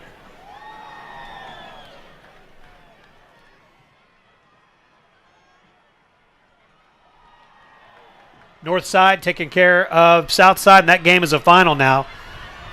And Catholic is beating Central by 13 late in that game. And so there's a crazy 3-way tie there. We won't even try to figure that out just yet to see who's going to be the 5 and the 6. Cameron Vale is going to get in the end zone. Scores from 9 yards out. And the Wampus Cats are going to be at home this Friday night. As you watch this broadcast, either on Saturday or throughout the week, Cats are going to be at home next week to host Rogers. Exactly the situation a year ago when the Cats hosted Rogers in the first round of the playoffs, which is what they're going to do next week. Martin Ramirez on to attempt the extra point. Definitely going to be a nice matchup for Conway in the first round of the playoffs, but you would have liked to have that first round bye, especially after the way things shook out tonight with so many injuries on the field. I mean, you saw it late. Yes. You couldn't even get Michael George back in for that last possession, and they wouldn't hold him out, if it wasn't a big enough deal, because ultimately they have bigger goals in mind. That's right. And they're going to need Michael George to accomplish those goals.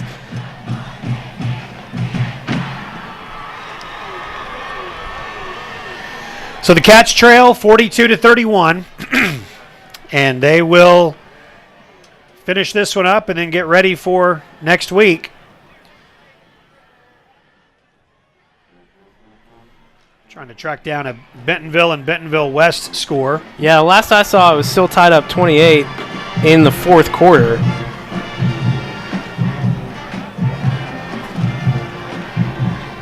Of course, that's a big thing for us, because if we do beat Rogers next week, we'll be going to Bentonville either way. That's right.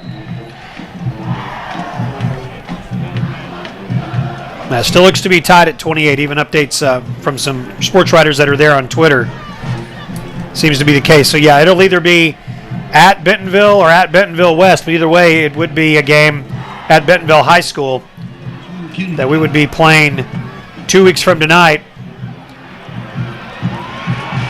That is assuming that we fall on the short end of this one and a victory next week over Rogers. All right. So the Cats there's a flag on the field. So the Cats are going to have to recover, regroup, get healthy best they can in a week's time, as you mentioned. Some significant injuries. Michael George and whatever's happened with him. He's going to end up the year as the leading rusher in the state in the big schools, 7A schools.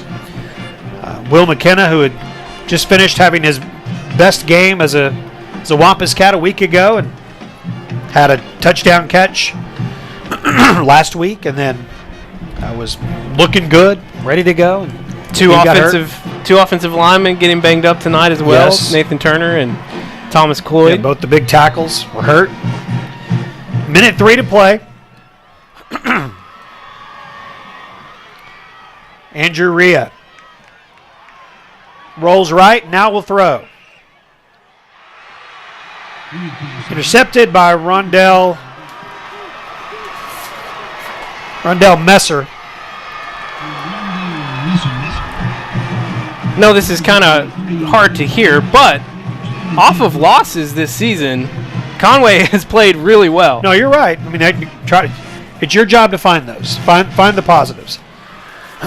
Looking back, week 2, after losing the opener to Springdale, they beat Jonesboro at home 49-18. That's right. Then off the North Little Rock loss, they hosted Cabot, beat them 49-14. So they've played really well coming off of a loss, but this one hurts on a lot of levels. The number of injuries that you sustained tonight, then the fact that you miss out on that bye week, which would help tremendously with the injury and it would have helped more after tonight than anything else. Right. You're right. I mean, I didn't mean to cut you off there, but normally, the bye, and you hear people go one way or the other about it. After watching what's happened to this team tonight, they could have used a week to get healthy. The other positive, if you're Conway, is, all right, we're hosting Rogers. We handled that last year. Right. We could do it again, for sure. And then we go to Bentonville. And, if it ends up being the Bentonville Tigers, we've already done that this year. Yeah. And it turned out pretty well for Conway. Right.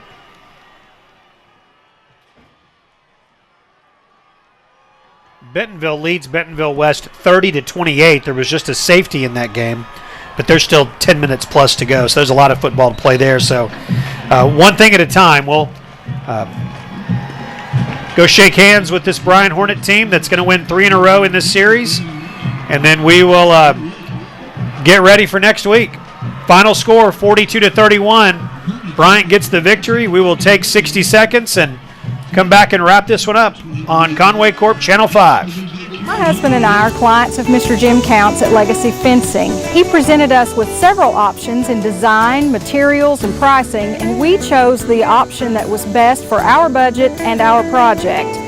Very rarely do quality, affordability, durability, service, and beauty come in one package, but that's just what we got at Legacy Fencing. Legacy Fencing. It's fencing for a lifetime.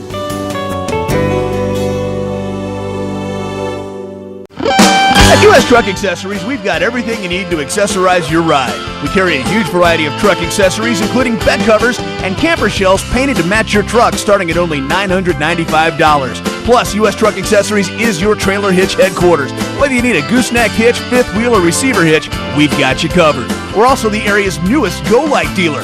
We offer quality products at competitive prices and installation on everything we sell. U.S. Truck Accessories, 1335 East Oak Street in Conway. Final score tonight, 42-31. With 9:09 to play in the game, Michael George scored from a yard out to make it 31-21. There was 9:09 left in the game. Over the next 9 minutes and 9 seconds, 21 straight points by Bryant, and they get the win. Much deserved tonight, 42-31. Yeah, and if you zoom out a little bit more from that, 21-7 after the first quarter, right. Conway then gets outscored 35-10 the rest of the game. Yeah. So just crazy performance in the second half from Bryant, and this Conway offense, that offensive line just could not move Bryant's defensive front, and just hard to get any points on the board in the second half. Stats-wise, anything stand out to you? I know, unfortunately, when you talk about the stats, Michael George's name is going to come up, but the only stat really that matters about Michael George right now is the fact that he wasn't available at the end of the game. What will his availability be next week? We hope it's 100%. Yeah, another big game for him, though. 26 carries, 202, and 3 scores. Yeah. He goes over 1,700 yards rushing on the season, 22 touchdowns now on the year. Just crazy numbers continue for him. And Andrew Rhea, 6 of 11, only 34 yards. Yeah. And the late interception kind of, washes out. But they just couldn't do anything in the passing game, do anything enough to open up the running game in the second half. And ultimately, things just stalled out for this offense. So here's what's going to happen. Conway is going to be at home next week against Rogers, as Springdale has defeated Rogers, so that's done. We will host Rogers next week. That's exactly what happened a year ago. We hosted Rogers, had a huge win in that game, and then went on to play Fayetteville. Fayetteville went on to win the state title, convincing victory over us in week 2 of the playoffs. So that's going to happen again this year as far as hosting Rogers and then on the road to Northwest Arkansas. We will be going to Bentonville if we win. Who will play, we don't know. We'll know that after next week. But what we do know now officially is that the Wampus Cats will be at home on Friday night, November 10th, taking on Rogers. We need you here. They need you here. Come out and support this team. It's been a good year. Yeah, and, they have to recover from this loss. They have to put it behind them tonight. That's and correct. Get over it very quickly. They've got to get these injuries lined out and try and get those players back on the field in time for next Friday, because there's still a lot to play for these seniors and this entire team. Without a doubt, everything is actually still in front of them that they want. Did they want to have a week off? Of course they did. Could you argue that it's a more difficult path? Maybe. And but the thing is, you're still playing.